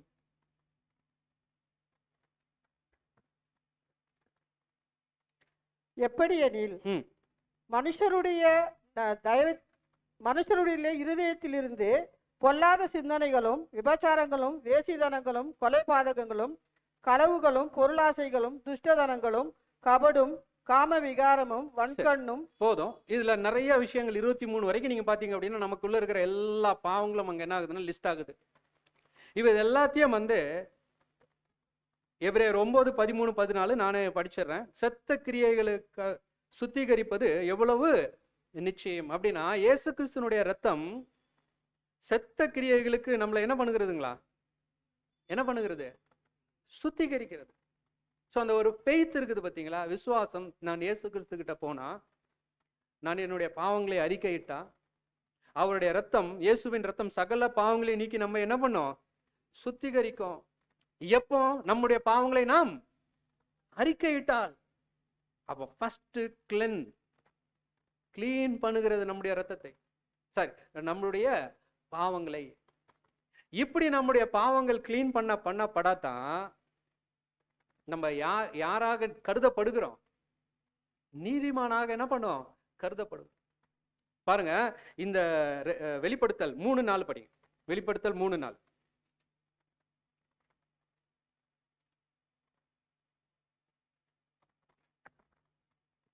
ஆனாலும் தங்கள் வஸ்திரங்களை படுத்தாத சில பேர் சந்தையிலும் உனக்குண்டு. அவர்கள் பாத்திரவான்களானபடியால் வெண் வஸ்திரம் தரித்து என்னோட கூட நடப்பார்கள். பாருங்க, தங்களுடைய வஸ்திரங்களை அசுசிப்படுத்தாத அப்படின்னா எதனால தங்களை இவங்களை கரைப்படுத்தி கொள்ளல? பாவத்தினால இவங்களை என்ன பண்ணல? கரைப்படுத்தி கொள்ளல. ஆனா ஒரு குரூப், ரெவலேஷன் 7:14 நமக்கு தெரியும், திரள் கூட்டம் என்ன பண்றாங்க? தங்களுடைய வஸ்திரங்களை ஆட்டுக்குட்டியானுடைய ரத்தத்தை என்ன பண்றாங்க? தோய்த்து வெளுத்தவர்கள். அப்படின்னா தோய்த்து வெளுக்கிறவங்க அப்படின்னா இவங்க சர்ச்சு என்னைக்குமே வந்து கிறிஸ்துவனுடைய ரத்தத்தை இவங்க யூஸ் பண்ண மாட்டாங்களா? யூஸ் பண்றாங்க. இவர்களுக்கும் கிறிஸ்துவனுடைய ரத்தம் கண்டிப்பா என்ன ஆகுது அப்படின்னா, கிளீனிங் ப்ராசஸ்க்குள்ள என்ன ஆகுது அப்படின்னா அவர்களை கொண்டு போகிறது. பாருங்க, நமக்குள்ள வந்து அந்த ஒரு உதாரணத்துக்கு இப்போ ஒரு சண்டேன்னு ஒன்று இல்லைன்னு வச்சுங்களேன். ஜஸ்ட் நான் ஒரு ஒரு இமேஜினேஷன், சண்டேன்னு ஒன்று இல்லைன்னு வச்சுக்கலாம். பட்டு எந்த நாள்னாலும் வந்து நீங்கள் வந்து தேவனை என்ன பண்ணிக்கலாம் அப்படின்னா, அது ஓகே. எந்த நாள்லனாலும் எப்போனாலும் நம்ம என்ன பண்ணலாம் அப்படின்னா தேவனை கிறிஸ்து மூலமாக என்ன பண்ணலாம்? சேர்ந்துக்கலாம். அது தவறே கிடையாது. பட் ஒரு ஒரு நாள் ஸ்பெஷலாக ஒரு சண்டே கண்டிப்பாக நம்முடைய வாழ்க்கையில் ஒரு சேஞ்ச் உண்டாகுதா இல்லைங்களா? எதனால அதனா அப்படின்னா ஏதோ ஒரு நாள் தேவன் நம்மளை என்ன பண்றாங்க அப்படின்னா கம்ப்ளீட்டா நீங்க என்ன பண்ணுங்க அப்படின்னா உங்களை நீங்க என்ன பண்ணிக்கிங்க? செல்ஸ் எல்லாம் நீங்க என்ன பண்ணிக்கிங்க? திருப்பி ரீசார்ஜ் பண்ணுங்க. ஏன்னா உங்களுடைய செத்த கிரியைகள் இப்ப உள்ள என்ன ஆயிட்டு இருக்குது? ஜாஸ்தி ஆயிட்டு இருக்குது. அப்படின்னா பிளட்ல அந்த செல்லு சாக சாக சாக சாக எவ்வளவு சீக்கிரமா பிளட்ல இருக்கக்கூடிய செல்லு சாகுதோ அவ்வளவு சீக்கிரமா நமக்கு என்ன வந்துடும்? மரணம் வந்துடும். அப்படின்னா இந்த பிளட்ல இருக்கக்கூடிய இது சாகும் பொழுது அது என்ன ஆகணும் அப்படின்னா ரீப்ளேஸ் ஆகணும். அப்படின்னா நம்முடைய செத்த கிரியைகள் நம்மளை விட்டு என்ன ஆகணும் அப்படின்னா போக போக போக இப்ப நல்ல கிரியைகள் என்ன ஆகணும் அப்படின்னா, எப்பெல்லாம் வந்து நம்ம வந்து கிறிஸ்து கிட்ட போயிட்டு நம்முடைய பாவங்களை அறிக்கை எடுக்கிறோமோ அப்ப நமக்குள்ள இருக்கக்கூடிய அசுத்தங்கள் அப்படியே என்ன ஆகுது? வெளியே போகுது. ஆனா பிரச்சனை என்ன அப்படின்னா, வெளியில போகுது, திரும்பவும் ஒரு சில நேரங்கள் என்ன ஆகுது? இப்படி போகுது. ஃப்ரண்ட் டோர் வழியா போனா எந்த வழியா? டோர் வழியா வந்து பேக் டோர் வழியா உள்ள வந்துருக்கு. சரி, ஆனா ஒரு பியூட்டி என்ன அப்படின்னா, அட்லீஸ்ட் நம்ம அந்த கிளீனிங் ப்ராசஸ்க்குள்ள போய்கிட்டே இருக்கணும். அந்த கிளீனிங் ப்ராசஸ்க்குள்ள போகல அப்படின்னா உள்ள கரை சேர்ந்து சேர்ந்து சேர்ந்து அந்த டெட் செல்ஸ் சேர்ந்து சேர்ந்து சேர்ந்து சேர்ந்து ஒரு நாள் எதுக்குள்ள போயிடும்? மரணத்துக்குள்ள போயிடும். அப்பனா அவருடைய கிருபாசனத்தண்டைக்கு டெய்லியும் போய் தேவனே எனக்குள்ள இருக்கக்கூடிய அசுத்தமான கிரியைகளை நீங்க என்ன பண்ணுங்க? வெளியில எடுங்க எடுங்க எடுங்கன்னு சொல்லி கிறிஸ்துவின் ரத்தத்தின் மூலமாக ஃபர்ஸ்ட் என்ன ஆகணும் அப்படின்னா கிளீன் பண்ணிக்கிட்டே இருக்கணும், கிளீனிங் ப்ராசஸ்க்குள்ள. அப்படின்னா பிரதர் சொல்லுவாரு, இந்த ஜஸ்டிஃபிகேஷன் அப்படின்ற நிலைமையை வந்து மரணம் வரைக்கும் இழந்துடக்கூடாது. நல்லா புரிஞ்சுங்க, ஜஸ்டிஃபிகேஷன் அப்படின்ற நிலைமையை மரணம் வரைக்கும் இழக்கக்கூடாது. ஏன் தெரியுங்களா? ஏன் மரணம் வரைக்கும் இழக்கக்கூடாது? ஏன் மரணம் வரைக்கும் இருக்கக்கூடாது அப்படின்னா, அந்த ஜஸ்டிஃபிகேஷன் அப்படின்ற நிலைமையில இருந்து தான் நம்மளால என்ன செலுத்த முடியும்? பலியே செலுத்த முடியும்.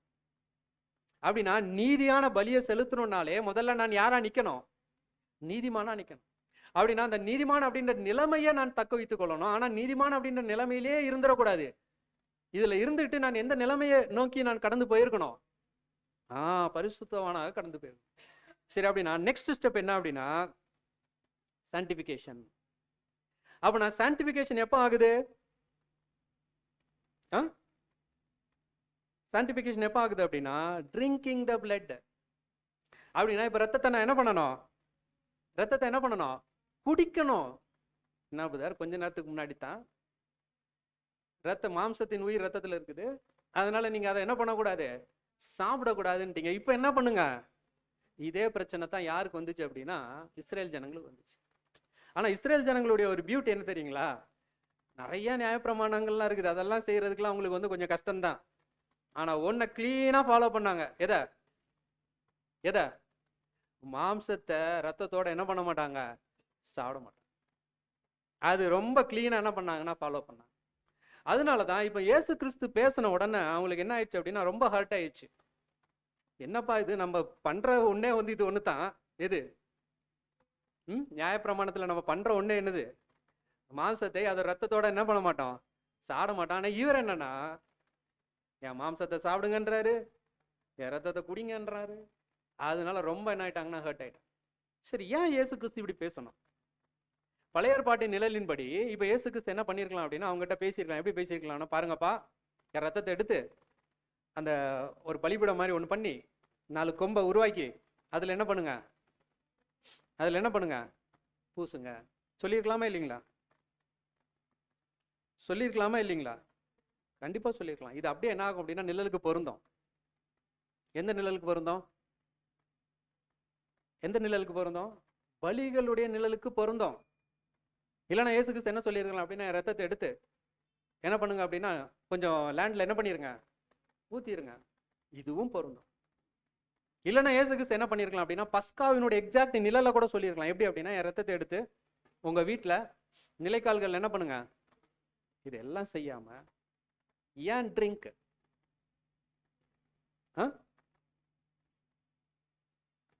ஏன் ட்ரிங்க் அப்படின்னா இப்போ நோவாவினுடைய காலத்துல அந்த ரத்தத்தை எடுத்து சாப்பிட்டீங்க அப்படின்னா இருக்கிற ஜீவன் என்ன ஆயிரும்? போயிரும். அதே இது என்னுடைய ரத்தத்தை நீங்க குடிச்சீங்க அப்படின்னா உங்களுக்கு செத்து போயிருக்கக்கூடிய செல்லு இப்ப என்ன ஆகும்? ஜீவனுக்குள்ள வரும். சரி, இது அப்படியே என்ன பண்ணிருக்கிறோம் அப்படின்னா லிட்டரலா பேசியிருக்கிறோம். எப்படி பேசியிருக்கிறோம்? லிட்டரல். இப்ப நீங்க என்ன பண்ணணும் அப்படின்னா நம்ம என்ன பண்ணணும் அப்படின்னா இது ஆவிக்குரிய ரீதியில பார்க்கணும். சரி, எப்படி புதர் கிறிஸ்துனுடைய ரத்தத்தை குடிக்கிறது? இப்ப கிறிஸ்து உயிரோட இல்ல, உயிர் தெளிந்து மகிமை அடைஞ்சிட்டாங்க. அவங்களுடைய ரத்தத்தை இப்ப எங்க போய் தேடினாலும் என்ன ஆகாது? கிடைக்காது. சரி, இப்ப ஹவு டு ட்ரிங்க் தான் இயேசு கிறிஸ்து என்ன சொல்லிட்டு போனாங்க அப்படின்னா ஒரு அடையாளமா காட்டிட்டு போனாங்க. எப்படி காட்டிட்டு போனாங்க? திராட்சரசம். சரி, இப்ப திராட்சரசத்தை டெய்லியும் குடிச்சோம் அப்படின்னா equal to drinking the blood of Jesus. கரெக்டா? இவன் ட்ரிங்க் த பிளட் இல்ல, கிரைஸ்டுடைய பிளட் இல்ல. ஆனா கிரைஸ்ட் என்ன பண்ணிட்டு போனாங்க அப்படின்னா ஒரு அடையாளத்தை காமிச்சிட்டு போனாங்க. என்ன அப்படின்னா wine equal to my blood, so drink. இப்போ நம்ம என்ன பண்ணணும் அப்படின்னா வீட்டுக்குள்ள ஒரு வைன் பாட்டில் வாங்கி வச்சு கிரேப் ஜூஸை வச்சுக்கிட்டு டெய்லியும் என்ன பண்ணணும்? குடிச்சா நம்மளுக்குள்ள என்ன வந்துடும்? சரி, இதை எப்படி நம்ம புரிந்து கொள்ளுகிறது அப்படின்னா அதை கூட இயேசு கிறிஸ்து அழகா என்ன பண்ணிட்டு போனாங்கன்னா பேசிட்டு போனாங்க. படிங்க, யோவான் 15வது அதிகாரம் 5ஆம் வசனம்.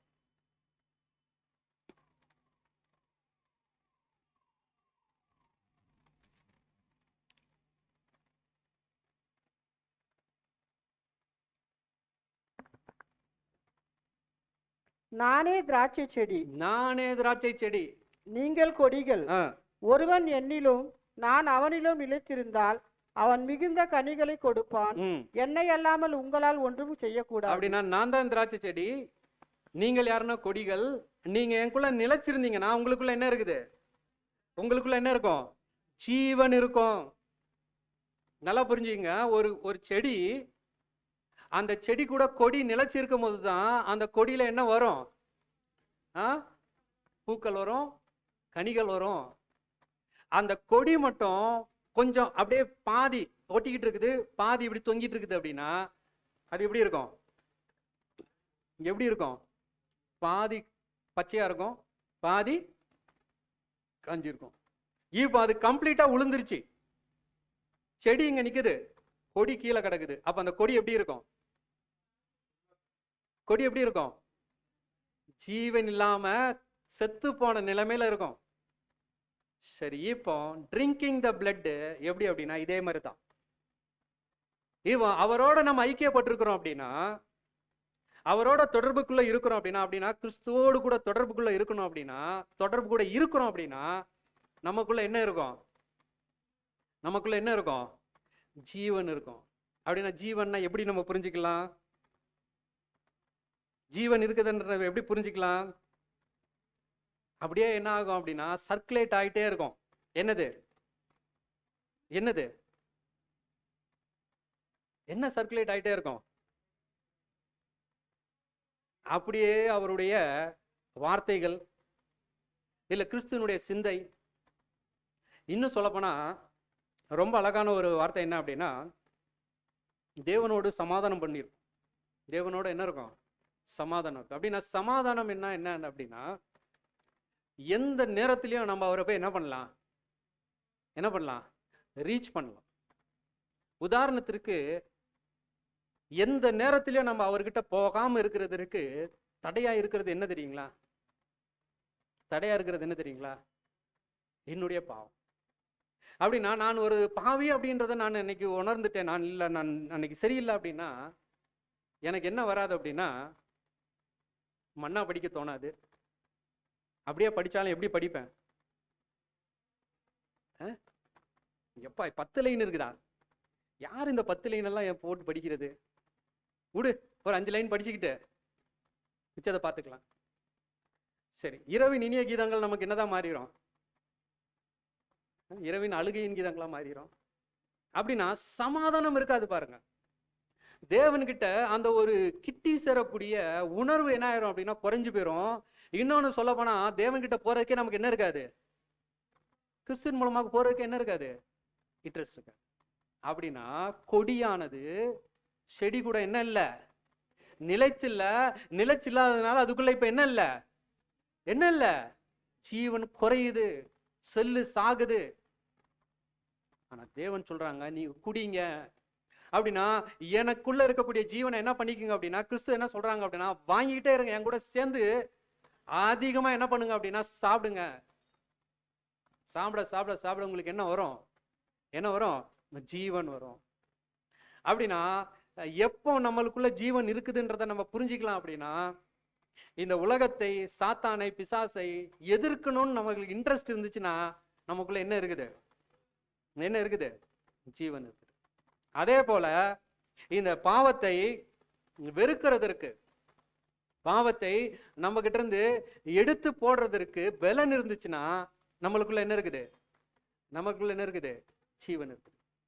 உலகத்தில் இருக்கிறவனை காட்டிலும் உங்களுக்குள்ள இருக்கிறவர் பெரியவர். ஏன் பெரியவர்? உலகத்தில் இருக்கிறவரை காட்டிலும் உங்களுக்குள்ள இருக்கிறவர் ஏன் பெரியவர்? ஏன்னா அவருக்குள்ள என்ன இருக்குது? ஜீவன் இருக்குது. அந்த ஜீவனை கொண்டிருக்கக்கூடிய நீங்கள் சாதாரணமான ஆளா? நான் சாதாரணமான ஆளா? எப்போ நான் அசாதாரணமான ஆள் அப்படின்னா, எனக்குள்ள கிறிஸ்துவனுடைய ஜீவன் இருந்தா நான் அசாதாரணமானவன். ஆனா எனக்குள்ள ஜீவன் இல்லைன்னு வச்சுங்களேன், கான்டாக்டே இல்லை. கான்டாக்ட் பண்ணது எப்போ? கடைசியா ஃபோன் ஹிஸ்ட்ரி எடுத்து பார்த்தா லாஸ்ட் கான்டாக்ட் 2025 ஏப்ரல் அப்படின்னு காட்டிச்சுன்னா என்ன அர்த்தம்? ஓ, இப்போ இவர் லாஸ்ட் மெமோரியலுக்கு வந்தவர் போல. அதுக்கப்புறம் இப்போ தான் தேடுறாரு யாருடைய நம்பரை? கிறிஸ்துடைய நம்பரை இப்போ தான் தேடுறாரு. அடுத்து இன்னொருத்தர் லாஸ்ட் கான்டாக்ட் எடுத்து பார்த்தா அது ஒரு 3 மாசத்துக்கு முன்னாடி இருக்குது. அப்படின்னா 3 மாசத்துக்கு முன்னாடி என்ன நடந்துச்சு? December 25 convention. ஓ, லாஸ்ட் இவர் வந்தது எதுக்கு? கன்வென்ஷனுக்கு வந்திருக்கிறார். இது அப்புறம் இன்னொருத்தருடைய கான்டாக்ட் எடுத்து பார்த்தா லாஸ்ட் கான்டாக்ட் ஒரு வாரத்துக்கு முன்னாடி காமிக்குது. அப்படின்னா சண்டே வந்திருக்கிறாரு. சண்டே வந்தவர் தான் சண்டை போட்டுட்டு போனவர் தான். யாரு கூட? தேவன் கூட. போங்க, நெக்ஸ்ட் இனி அடுத்த வாரம் முடிஞ்சா என்ன பண்றேன் பார்க்குறேன், டாட்டா பை பை அப்படின்னா. இப்படி இருந்தோம் அப்படின்னா நம்மளுக்குள்ள என்ன இல்லை அப்படின்னா, ஜீவன் எப்படி இருக்கணும் அப்படின்னா அப்படியே ஃப்ளோ ஆகிட்டே இருக்கணும். அந்த ரூட்ல இருந்து, கிறிஸ்துவாகி அந்த ரூட்ல இருந்து அப்படியே அந்த ஜீவனை எடுத்து எடுத்து எடுத்து எடுத்து அனுதினமும் நம்மளுக்குள்ள என்ன ஆகணும் அப்படின்னா, அது பியூரிஃபை பண்ணி செல்ஸ் என்ன பண்ணிக்கிட்டே இருக்கணும், என்ன பண்ணிக்கிட்டே இருக்கணும், புதுப்பிச்சுக்கிட்டே இருக்கணும். பாருங்க, கிளீன் பண்ணி கிளீன் பண்ணி கிளீன் பண்ணி அசுத்தங்களை கொஞ்சம் கொஞ்சமா என்ன பண்ணணும், வெளியில தள்ளணும். திடீர்னாப்புல என்ன ஆகும் அப்படின்னா அசுத்தம் வந்துடும், உடனே அதை என்ன பண்ணணும், வெளியில் தள்ளணும். சரி, அப்படின்னா இந்த சான்டிஃபிகேஷன் ப்ராசஸ் இருக்குது பார்த்தீங்களா, இந்த சான்டிஃபிகேஷன் ப்ராசஸை, கிளீனிங் ப்ராசஸை என்ன பண்ணிடக்கூடாது, என்ன பண்ணிடக்கூடாது, விட்டுறக்கூடாது. இது ரெண்டாவது. ஃபர்ஸ்ட் என்ன பார்த்தோம்? ஃபர்ஸ்ட் கிளீனிங், செகண்ட் வந்து ட்ரிங்கிங். அப்படின்னா ஜஸ்டிஃபிகேஷன், க்ளீன் பண்ணுகிறது. அதுக்கப்புறம் இந்த ட்ரிங்கிங் வந்து நம்மளை என்ன பண்ணுகிறது அப்படின்னா சான்டிஃபை பண்ணுது, பரிசுத்தப்படுத்துகிறது. இப்போ நெக்ஸ்ட் என்ன அப்படின்னா, அதே இது வந்து டிஃபெண்டிங் த பாடி. பிளட்டுக்குள்ள இன்னொன்று இருக்குது, WBCன்னு சொன்னோம்ல. அப்படின்னா ஒயிட் பிளட், வெள்ளை அணுக்கள். வெள்ளை அணுக்கள் என்ன பண்ணுகிறது, நம்மளை ப்ரொடெக்ட் பண்ணுகிறது. லிட்டரலாகவே வந்து ஒருத்தருக்கு நோய் எதிர்ப்பு சக்தி குறைவாக இருக்குதுன்னு வச்சுங்களேன், என்ன சொல்லுவாங்க அப்படின்னா, உங்களுக்கு WBC என்ன ஆயிடுச்சு, கம்மியாக இருக்குது, நோய் எதிர்ப்பு சக்தி கம்மி. இப்போ கொரோனா வந்தப்போ எல்லாருக்கும் என்ன போட்டாங்க அப்படின்னா ஒரு வேக்சின் போட்டாங்க. அந்த வேக்சினை எதுலேருந்து எடுத்தாங்க, வேக்சின் அப்படின்றாலே எதுலேருந்து எடுப்பாங்க, எதுலேருந்து எடுப்பாங்க அப்படின்னா, யாரோ ஒருத்தருடைய பாடியில் அந்த வைரஸை அது என்ன பண்ணியிருக்கோம் அப்படின்னா ஜெயிச்சிருக்கும். அந்த வைரஸை அந்த WBC யாரோ ஒருத்தருடைய உடம்புல என்ன பண்ணியிருக்கோம் அப்படின்னா ஜெயிச்சிருக்கும். இப்போ ஜெயிச்ச அந்த WBCயை என்ன பண்ணுவாங்க அப்படின்னா, அதுக்கு பேர் தான் சிரம். பிளட்டுக்குள்ளே இருக்கக்கூடிய அந்த ஒரு ஒயிட் பிளட்டுக்குள்ளே இருக்கக்கூடியது, அதை என்ன பண்ணுவாங்கன்னா அதை வெளியில் எடுத்து அதை என்ன பண்ணுவாங்க அப்படின்னா ஒரு வேக்சினாக மாற்றி அதை என்ன பண்ணுவாங்க அப்படின்னா இன்னொருத்தருக்கு செலுத்துவாங்க. இன்னொருத்தருக்கு செலுத்தும் பொழுது இப்போ இந்த வேக்சின் என்ன பண்ணுது அப்படின்னா WBCக்கு போய் சொல்லுது, இதை பாரு, இந்த மாதிரி ஒருத்தன் 2 கொம்பு வச்சுக்கிட்டு ரொம்ப கருப்பா என்ன பண்ணுவாரு, என்ன பண்ணுவாரு, கதவை தட்டிட்டு ஹலோ எக்ஸ்கியூஸ் மீ உள்ள வரவா அப்படின்னு கேட்டு வருவார். அப்படியா? இல்லை, எவனை விழுங்கலாமோ என்று கட்சிக்கிற சிங்கம் போல வகை தேடி வருவார். டிஃப்ரெண்ட் மெத்தட்ல வருவாரு. அதுல ஒரு மெத்தட் இது, நல்லா ஞாபகம் வச்சுக்க அப்படின்னு சொன்னா நம்ம பிளட் ஞாபகம் வச்சுக்குமா? ஆனா எக்ஸாக்டா வேக்சின் என்ன பண்ணும் அப்படின்னா ஞாபகம் வச்சுக்கும். வேக்சின் அந்த அந்த WBCக்கு அதை என்ன பண்ணிடும் அப்படின்னா சொல்லிடும், இந்த மாதிரி இந்த வைரஸ் இந்த ஷேப்ல தான் வரும், நீங்க என்ன பண்ணுங்கன்னா ஞாபகம் வச்சுக்கோங்க, இப்படி வந்துச்சுன்னா உடனே அந்த அந்த செல்லை அந்த வைரஸை நீங்க என்ன பண்ணுங்க, அழிச்சிருங்கன்ட்டு WBCக்கு சொல்லுவோம். இதன் மூலமாகத்தான் இன்றைக்கு கூட நம்ம பாடியில ஃபைட் பண்ணிக்கிட்டு இருக்குது. ஆக்சுவலா இன்னைக்கு சுத்தி என்ன இருக்குது தெரியுங்களா, என்ன இருக்குது தெரியுமா, நோய் இருக்குது. உதாரணத்திற்கு கேன்சர் செல்ஸ் அப்படின்ற போது அது கூட ஒரு சில செல்ஸ், ஒரு சில விஷயங்கள், கேன்சர் உருவாக்கக்கூடிய ஒரு சில காரியங்கள் ஏர்ல இருக்குது. அது ஒருத்தருக்கு வருதுன்னு வச்சிங்களேன், அட்டாக் பண்ண வருதுன்னு வச்சிங்களேன், நம்ம பாடியில் ஏதோ ஒன்று ஒரு கேன்சர் செல் ஆட்டோமேட்டிக்காக அது எல்லாருக்குமே என்ன ஆகும் அப்படின்னா இருக்கும். ஆனால் அந்த பாடியில் வந்து இம்யூன் சிஸ்டம் வந்து நல்லா ஸ்ட்ராங்காக இருக்குதுன்னு வச்சிங்களேன், அந்த செல்லை என்ன பண்ணிடும், அழிச்சு. ஆனால் யாருடைய இம்யூன் சிஸ்டம் வந்து கம்மியாக இருக்குதோ அந்த கேன்சர் செல்லை அதனால என்ன பண்ண முடியாது, அழிக்க முடியாது. அப்போ அது என்ன ஆகுது அப்படின்னா அவருக்கு கேன்சரை. சரி, இப்போ இதெல்லாமே லிட்டரல்.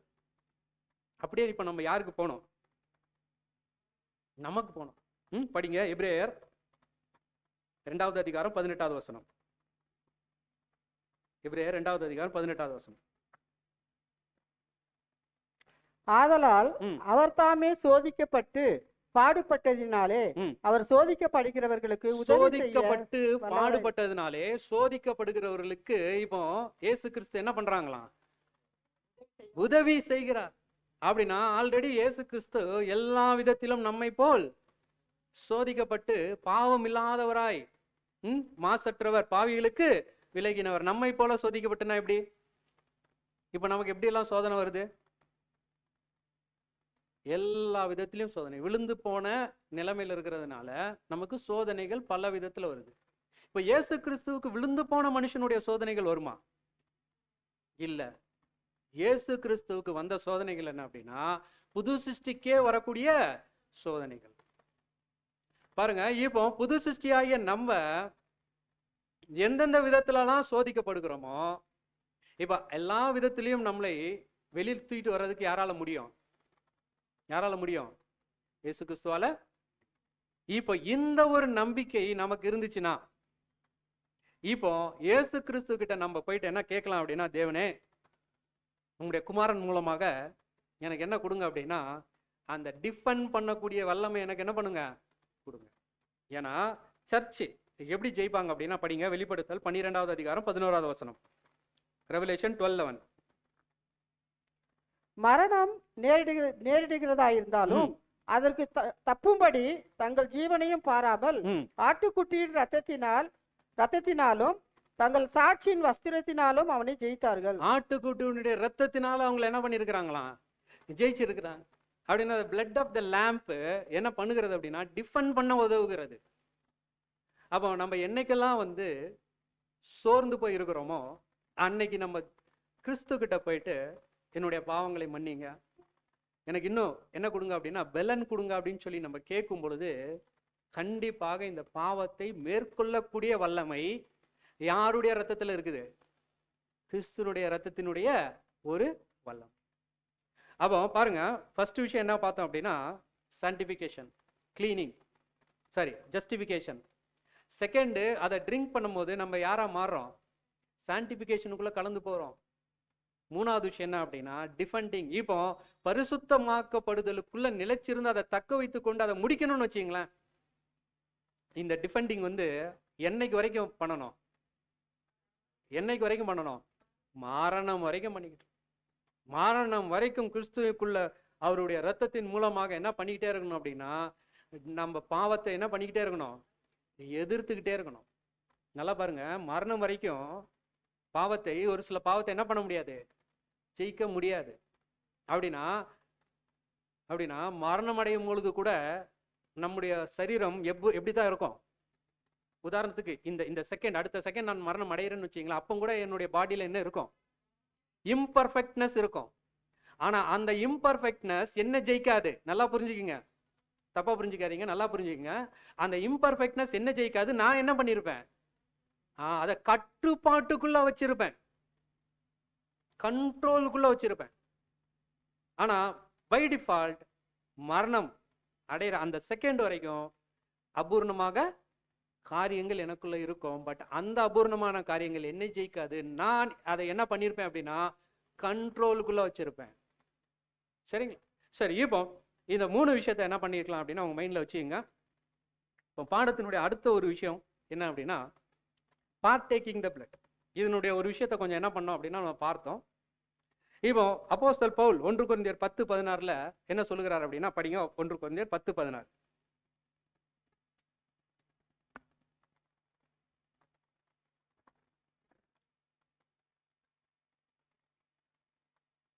நாம் ஆசீர்வதிக்கிற ஆசீர்வாதத்தின் பாத்திரம் கிறிஸ்துனுடைய ரத்தத்தின் ஐக்கியமா இருக்கிறது அல்லவா?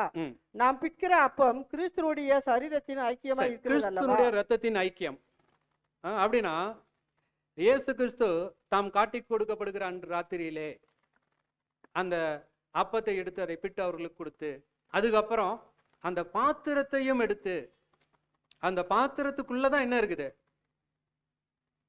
அந்த பாத்திரத்துக்குள்ளதான் என்ன இருந்துச்சு? ரத்தம் இருந்துச்சு. சரி, இப்போ மெயின் என்ன அப்படின்னா, இந்த ரத்தம் இயேசு கிறிஸ்துனுடைய ஜீவன், அதெல்லாம் பார்த்துட்டோம். ஆனா என்ன இந்த கப்பு? இந்த கப் என்னது? இவ்வளவு நேரம் நம்ம ரத்தம் ரத்தம் ரத்தம்னு பார்த்துட்டோம். பட் அந்த ரத்தத்தை ஹோல்ட் பண்ணி இருக்கிறது என்ன தெரியுங்களா? அந்த கப். சரி, கப்பு வேற ஒன்றும் இல்லை, என்ன தெரியுங்களா? Various life experiences. அப்படின்னா நம்ம வாழ்க்கையில நடக்கக்கூடிய பல விதமான அனுபவங்கள். இப்போ இயேசு கிறிஸ்துனுடைய வாழ்க்கையில அந்த ரத்தம் சிந்தப்படுவதற்கு இயேசு கிறிஸ்து பலவித அனுபவங்களுக்குள்ள கடந்து போக வேண்டியதா இருந்துச்சு. பலவித அனுபவங்களுக்குள்ள, ஒவ்வொரு இடத்துக்கும் போனா ஒவ்வொரு விதமான அனுபவம். கரெக்டா? முதல்ல வந்து கெத்செமனே தோட்டத்துல அது ஒரு விதமான அனுபவம். அடுத்தது அவரை கூட்டு கொண்டு போய் அங்க நியாயஸ்தானத்துல நின்னா அங்க ஒரு அனுபவம். அதுக்கப்புறம் அங்க இருந்து பிரதான ஆசாரியர்களுக்கு முன்பாக போனா அங்க ஒரு அனுபவம். அதுக்கப்புறம் பிலாத்துக்கிட்ட கூட்டு போனா அங்க ஒரு அனுபவம். ஏரோது கிட்ட கூட்டு போனா அங்க ஒண்ணு. அதுக்கப்புறம் ஜனங்கள் முன்னாடி. அப்போ அவருடைய வாழ்க்கையில ஒரே நாள்ல எக்ஸ்ட்ரீமான அனுபவங்கள். கப்பு இருக்குது பாத்தீங்களா, அந்த கப்பு வந்து எக்ஸ்ட்ரீமான டிஃபரண்ட் அனுபவங்கள், பயங்கரமான அனுபவங்கள் ஒரே நாள்ல வருது. அப்படின்னு மற்ற நாட்கள்ல இல்லையா அப்படின்னு கேட்காதீங்க, இருந்துச்சு. ஆனா இந்த 24 hours அனுபவங்கள் இருக்குது பாருங்க, அவருடைய ரத்தத்தை அதுல செலவழிக்கிறதுக்கு, அந்த கப்புக்குள்ள அந்த ரத்தம் ஊற்றப்படுவதற்கு ரொம்ப என்ன ஆச்சு அப்படின்னா ஏதுவாக இருந்துச்சு அந்த அனுபவங்கள். அந்த ரத்தத்தை ஊற்றுவதற்கு, சாக்ரிஃபைஸ் பண்றதற்கு ஏதுவாக இருந்துச்சு. சரி, இப்ப அப்படியே நமக்கு வந்துடலாம். இப்ப நம்மளுடைய வாழ்க்கையில கூட இந்த லைஃபை இப்ப என்ன பண்ணணும் அப்படின்னா ஒப்பு கொடுக்கணும். டெத்துக்கு என்ன பண்ணணும்னா ஒப்பு கொடுக்கணும். இதை ஒப்பு கொடுக்கறதற்கு எது உதவும் அப்படின்னா நம்ம லைஃப்ல இருக்கக்கூடிய அனுபவங்கள் உதவும். நம்ம லைஃப்ல இருக்கக்கூடிய அனுபவம். இப்ப இயேசு கிறிஸ்துவுக்கு வந்து அனுபவங்கள் எவ்வளவு நேரத்துல வந்துச்சு? ஒரு 24 hours வந்துச்சு. ஆனா நமக்கு அனுபவங்கள் எவ்வளவு நேரத்துக்குள்ள வரும்? எவ்வளவு நேரத்துக்குள்ள வரும் தெரியல. ஒரு சிலருக்கு 24 வருஷங்கள் ஆகலாம், ஒரு சிலருக்கு 10 வருஷங்கள் ஆகலாம், ஒரு சிலருக்கு தெரியல. ஆனால் ஒன்னே ஒண்ணு மட்டும் தெரிஞ்சுக்குங்க, நம்ம வாழ்க்கையில அப்பப்ப என்ன வரும்? அனுபவங்கள் வரும், கப்பு வரும். ஆனா இப்ப என்ன பிரச்சனை அப்படின்னா, நம்ம ஒரு சில நேரங்கள்ல அந்த கப்பை என்ன பண்ணிடுவோம் அப்படின்னா கையில வாங்காம அது அப்படியே என்ன பண்ணிடுவோம், சைட்ல வச்சுட்டு, தேவனே இந்த கப்பு எனக்கு வேண்டாம். ஏன்னா இந்த கப்பு எப்படி இருக்குது? இந்த அனுபவம் எப்படி இருக்குது? கொஞ்சம் கஷ்டமா இருக்குது, கொஞ்சம் கசப்பா இருக்குது. இல்லைன்னா என்ன பண்றேன் அப்படின்னா அந்த கப்பை வாங்கிட்டு அப்படியே கொஞ்ச நேரம் கையில வச்சுக்கிட்டு நல்லா தெளிஞ்சதுக்கு அப்புறம் மேல உள்ளதை மட்டும் குடிச்சிட்டு அப்படியே என்ன பண்ணிடுறது கீழே அப்படியே வச்சிடுறது. அப்படின்னா இது எதை அடையாளப்படுத்துகிறது அப்படின்னா, நம்முடைய வாழ்க்கையில ஒவ்வொரு அனுபவங்கள் அது ஒவ்வொருத்தருக்கு தான் தெரியும். நீங்க என்ன வாழ்க்கையில எப்படிப்பட்ட அனுபவங்களுக்குள்ள போறீங்கன்னு எனக்கு தெரியாது. நான் என்னுடைய வாழ்க்கையில எப்படிப்பட்ட அனுபவங்களுக்குள்ள போயிட்டு இருக்கிறேன் எனக்கு தான் தெரியும். ஆனா யாரெல்லாம் வந்து கிறிஸ்துவின் அடிச்சோடுகள்ல லேக் அண்ட் 44 மாறணுமோ அவங்களுடைய கப்பை என்ன பண்ணி ஆகணும் அப்படின்னா கடைசி வரைக்கும், அதான் நான் உங்களுக்கு கொடுத்துருக்கக்கூடிய பாத்திரத்துல, லைஃப் எக்ஸ்பீரியன்ஸ்ல எது தேவன் கொடுத்துருக்குறாங்களோ அதை கம்ப்ளீட்டா என்ன பண்ணணும்? குடிக்கணும். இப்போ உதாரணத்திற்கு ஒருத்தர் 5 years இந்த ட்ரூத்ல இருக்கிறாருன்னு வச்சுங்களேன், அவருடைய கப்பை கொஞ்சம் பார்த்தீங்க அப்படின்னா அவருடைய வளர்ச்சிக்கு ஏத்தாப்புல ஒரு 5 years என்ன வளர்ந்துருக்கிறாரோ அதுக்கு தகுந்தாப்புல தேவன் அனுபவம் கொடுப்பாங்க. இப்போ பக்கத்துல நான் உட்காந்துருக்கிறேன். இப்போ நான் வந்து ஒரு 10 yearsன்னு வச்சுக்கலாம். இப்போ நான் அவருடைய லைஃப்பை பார்த்துட்டு, இவனே அவருக்கு நீங்க இப்படி எல்லாம் என்ன பண்றது இல்லை, கொடுக்கறதே இல்லை. ஆனா எனக்கு என்ன பண்ணிருக்கிறீங்க, இவ்வளோ கஷ்டம் கொடுக்குறீங்க இப்படின்ட்டு நான் என்ன பண்ணக்கூடாது? கம்பேரே பண்ணக்கூடாது. ஏன் அப்படின்னா அது அவருக்கு கொடுத்த பாத்திரம். எனக்கு என்ன பாத்திரம் கொடுத்துக்கப்பட்டிருக்கு? என்னுடைய லைஃப்ல இப்படித்தான், என்னுடைய லைஃப் இப்படித்தான் அப்படின்னு தேவன் வச்சிருக்கிறாங்கன்னா இதுதான்ப்பா நான் உனக்கு கொடுத்துருக்கிற பாத்திரம். இதை வச்சுட்டு தான் நீ என்ன பண்ணணும் அப்படின்னா ஓடி ஆகணும். ஆனா நிறைய டைம்ல என்னன்னா நமக்கு என்ன பாத்திரம் இருக்குதுன்னே நமக்கு என்னது இல்லை, தெரியுதில்ல. நிறைய நேரங்கள்ல அதுதான் தேவன் அனுபவிச்சிருக்கிறாங்க. இப்படித்தான் என்னுடைய லைஃப். அப்போ இந்த லைஃப்ல தான் நான் என்ன பண்ணணும் அப்படின்னா இதை தான் அக்செப்ட் பண்ணிட்டு நான் என்ன பண்ணணும் அப்படின்னா இதுல பெஸ்டா செய்யணும். ஆனா சில நேரங்கள் நம்ம என்ன பண்றது இல்லை அப்படின்னா அதை அக்செப்ட் பண்றது இல்லை. ஒண்ணு, ஒரு சில நேரங்கள்ல நம்ம அக்செப்ட் பண்ணா கூட இஸ்ரேல் ஜனங்கள் மாதிரி எப்படி பண்றது? இஸ்ரேல் ஜனங்கள் கானானுக்கு தான் நடந்து போனாங்க. ஆனா நடந்து போற வழியிலெல்லாம் பாட்டு பாடிக்கிட்டு தேவனை துதிச்சுக்கிட்டு அல்லேலூயா ஸ்தோத்திரம் சொல்லிட்டு போனாங்களா? அப்படித்தான் நம்மளும் சில டைம். இன்னைக்கு வேற ஞாயிற்றுக்கிழமையாச்சு, வாரத்துல 6 நாள் ஆபீஸுக்கு சீக்கிரமா எந்திரிக்கணும். இன்னைக்கு என்ன பண்ணணும்? இன்னைக்கு இன்னும் கொஞ்சம் சீக்கிரமா எந்திரிச்சு எக்லிஷியாக்கு என்ன பண்ணணும்? போனோம். அப்படி முறுமுறுத்துக்கிட்டே எந்திரிக்கும் போதே அப்படி எந்திரிச்சோமா? இல்ல, இன்னைக்கு தேவனுடைய சமூகத்துக்கு போறோம், சகோதர சகோதரிகளை பார்க்கணும், அந்த ஆசையோடு எந்திரிச்சோமா? ஆக்சுவலா நம்ம எல்லாம் 2வது கேட்டகரி தான். என்ன கேட்டகரி? கொஞ்சம் ஆசையும் இருக்குது, கொஞ்சம் முறுமுறு. ஆனா அது போனோம். முறுமுறுப்பு என்ன ஆகணும் அப்படின்னா, போக போக போக போக என்ன ஆகணும்? குறைஞ்சு சந்தோஷம் வரணும். தாவீது லிட்டரலான ஆலயத்துக்கு போறதுக்கு அவருக்கு என்ன இருந்துச்சுங்களா? உம்முடைய ஆலயத்தில் இருக்கிறத நான் என்ன பண்றேன்? விரும்புகிறேன். அப்படின்னா நம்ம காலையில இருந்து ஒரு 1 மணி வரைக்கும் எக்லீசியால ப்ரோக்ராம் வச்சிட்டாலே சர்வீஸு, ஈரன் ஸ்டடி, சாங் ப்ராக்டிஸு முடிகிறதுக்கு எத்தனை மணி ஆயிரும்? ஏன் இப்படி எல்லாம் வச்சு தொல்லைப்படுத்துறீங்க? வருதா எண்ணம்?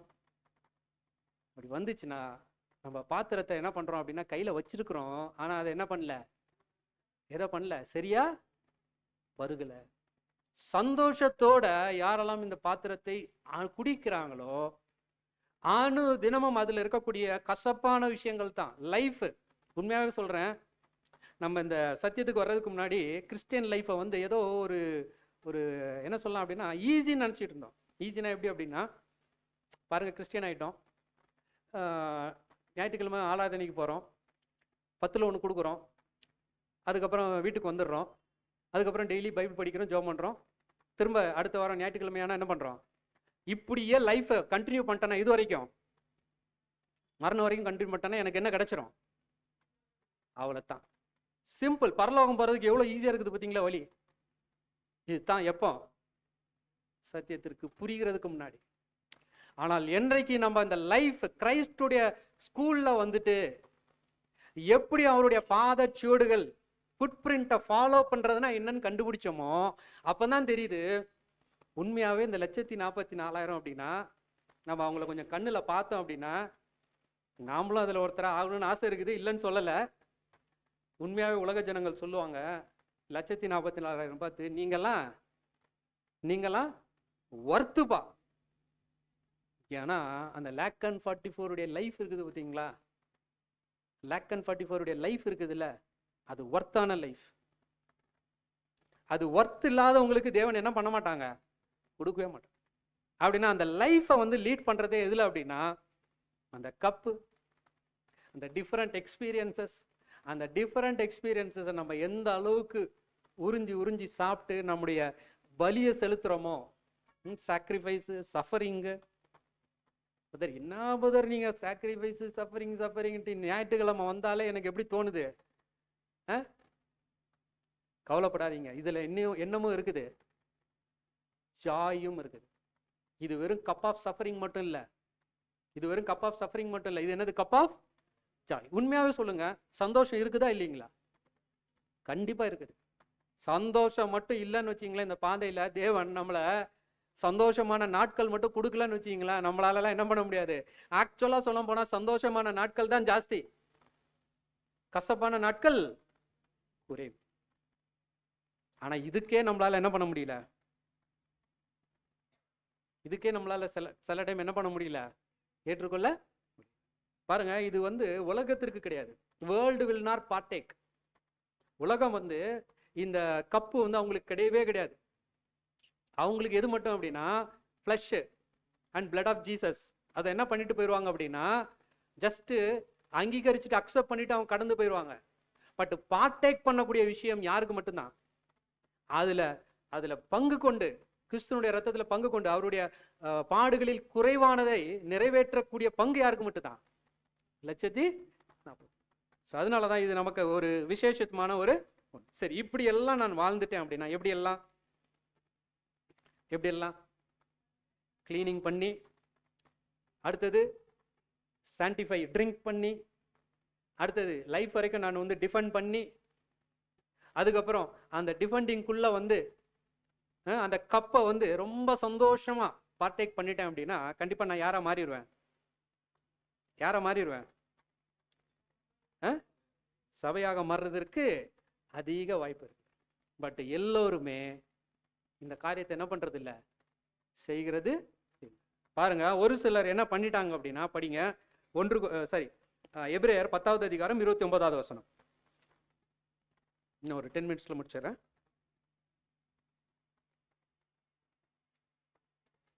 எபிரேயர் 10:29. அல்லாமலும் நம்முடைய நம்பிக்கையை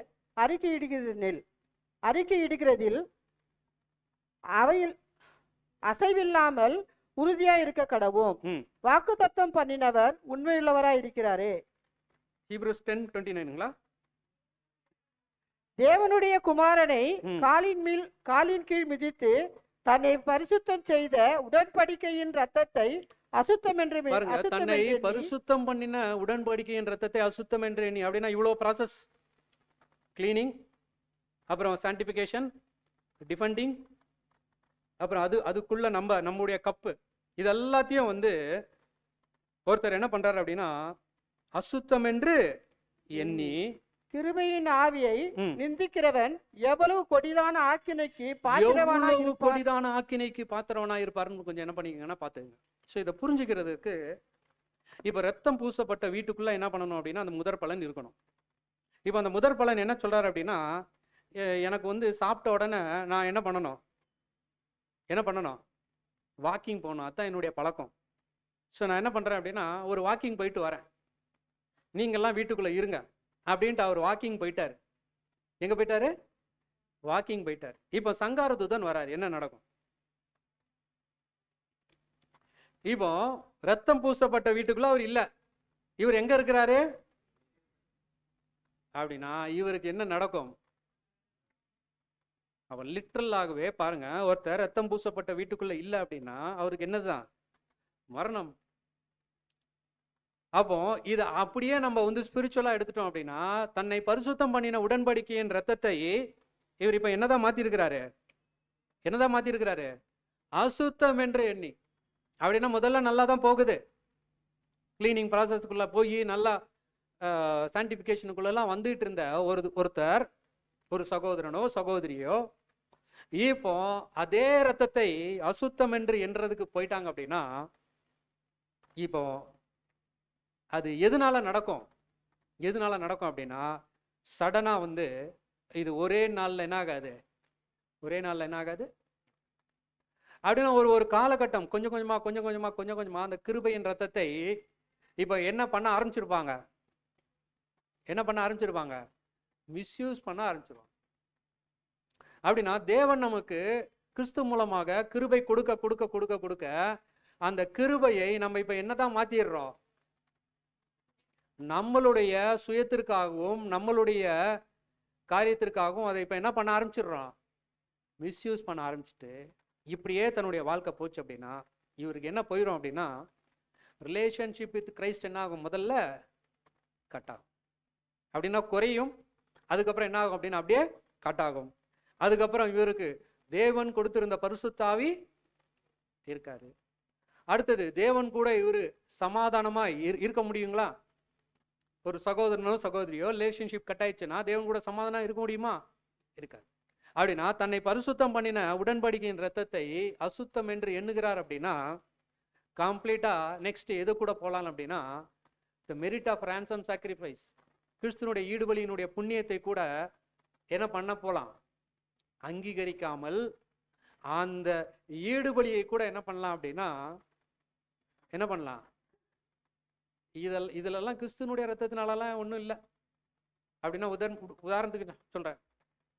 இந்த வருஷம் மெமோரியல், சிஸ்டர் இந்த வருஷம் மெமோரியல் கொஞ்சம் வந்து கலந்து கொள்ளுங்க, மறுபடியும் தேவன் ஒரு வாய்ப்பு கொடுத்துருக்குறாங்க, பரவாயில்ல பழைய நாட்கள் போனது போட்டு உங்களுடைய கசப்புகள் இதெல்லாம் கொஞ்சம் விட்டு இப்போ தேவன் கூட அதெல்லாம் வேண்டாம் சிஸ்டர் இந்த வருஷம் பார்த்துக்கிறேன், அதெல்லாம் வேண்டாம் பிரதர் இந்த வருஷம் அப்படின்னா என்ன அர்த்தம் அப்படின்னா இந்த இந்த ஒரு காரியமானது ஏதோ ஒரு சடங்கு இல்ல.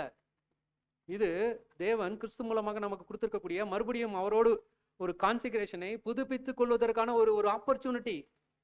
இந்த ஒரு ஆப்பர்ச்சுனிட்டியை வந்து ஆக்சுவலா ஒவ்வொரு நாளுமே நம்ம என்ன பண்ணணும் அப்படின்னா ரினியூ பண்ணணும், இல்லைன்னு சொல்ல. ஒவ்வொரு நாளும் நம்ம நம்முடைய கான்சிகரேஷனை நினைவு கூர்ந்து தேவனோட என்ன பண்ணிக்கிட்டே இருக்கணும் அப்படின்னா ரினியூ பண்ணணும். ஆனால் சப்போஸ் நம்முடைய வாழ்க்கையில் ஏதோ ஒரு சந்தர்ப்ப சூழ்நிலைகள்னால நம்ம பின்வாங்கி போய் ஏதோ ஒரு நிலைமைகளில் போயிட்டோம் அப்படின்னா கூட இது ஒரு பெஸ்ட் டைம். எது எது கிறிஸ்துவினுடைய மரணத்தை நினைவு கூறக்கூடிய நாள் வந்து ஒரு பெஸ்ட் ஆப்பர்ச்சுனிட்டி. அந்த ஆப்பர்ச்சுனிட்டியை கூட ஒரு சில டைம் நம்ம மிஸ் பண்றவங்களா இருந்தோம் அப்படின்னா கண்டிப்பா ரிலேஷன்ஷிப் வித் காட் என்ன ஆகுது அப்படின்னா கட் ஆகுது. அவர் விசுவாசத்தை என்ன பண்ணுகிறார் அப்படின்னா இழக்கிறார். பரிசுத்தாவை என்ன பண்றாரு? இழக்கிறார். கண்டிப்பா என்ன ஆகுறாரு அப்படின்னா இன்னுமாக அந்த தொடர்பு போக போக போக போக அடுத்தது ஆட்டோமேட்டிக்காக உலகம் என்ன ஆகும் அப்படின்னா அவரை மேற்கொள்ளும். அந்த கிறிஸ்துவனுடைய வஸ்திரம் என்ன ஆகும் அப்படின்னா கரைபடும். கடைசியாக வந்து அந்த வஸ்திரத்தில் எது மட்டும்தான் இருக்கும்? எது மட்டும்தான் இருக்கும்? கரை மட்டும்தான் இருக்கும். இப்படி கரை படிஞ்ச வஸ்திரத்தை போட்டுட்டு அலையிறதுக்கு அவருக்கும் என்ன இருக்காது? விருப்பமே இருக்காது. கடைசியாக ஒரு கட்டத்தில் என்ன பண்ணுவார்? அவரே பண்ணுவார். என்ன பண்ணுவார் அப்படின்னா அந்த வஸ்திரத்தை அவரே என்ன பண்ணிடுவார்? அட போங்க, நான் பார்த்துக்கிறேன், நான் என்ன ரெண்டாம் மரணம் தானே, நான் பார்த்துக்கிறேன் அப்படின்னா இந்த மாதிரியான ஒரு கடின மனதுக்கு என்ன ஆகும் அப்படின்னா போவோம். எப்போ அப்படின்னா இதெல்லாம் நம்ம வந்து மிஸ் பண்ணுறோம் அப்படின்னா டெய்லி க்ளீன் பண்ணுறதை மிஸ் பண்ணுறோம். அடுத்தது வந்து நம்மளை கிறிஸ்துவனுடைய ரத்தத்தை பானம் பண்ணுகிறதில் மிஸ் பண்ணுறோம். அடுத்தது அந்த கிறிஸ்துவனுடைய ரத்தத்தின் மூலமாக நம்மளை பாதுகாத்து கொள்கிறத மிஸ் பண்ணுறோம். அடுத்தது நம்ம அந்த கப்பை வந்து சந்தோஷமாக செய்கிறதுல எல்லாம் மிஸ் பண்ணுறவர்களாக இருந்தோம் அப்படின்னா கடைசியாக எதுக்குள்ளே தான் போவோம்? எதுக்குள்ளே தான் போவோம்? மரணத்துக்குள்ளே தான் போவோம். அது வந்து எப்படிப்பட்ட ஒரு மரணம் அப்படின்னா ரெண்டாம். சரி, இப்போ நம்ம பாடத்தினுடைய ஒரு கன்க்ளூஷனுக்கு என்ன பண்ணலாம், நம்ம போயிடலாம். பாருங்க அருமை சகோதர சகோதரிகளே, இன்றைக்கு நம்ம பார்த்துருக்கக்கூடிய ஒரு பாடம் என்ன அப்படின்னா ஒரே வசனத்தை மட்டும் நம்ம படிக்கலாம். என்ன பண்ணிக்கலாம்? 2 தீமோத்தேயு 2வது அதிகாரம் 11வது வசனம். 2 தீமோத்தேயு 2nd chapter 11th verse.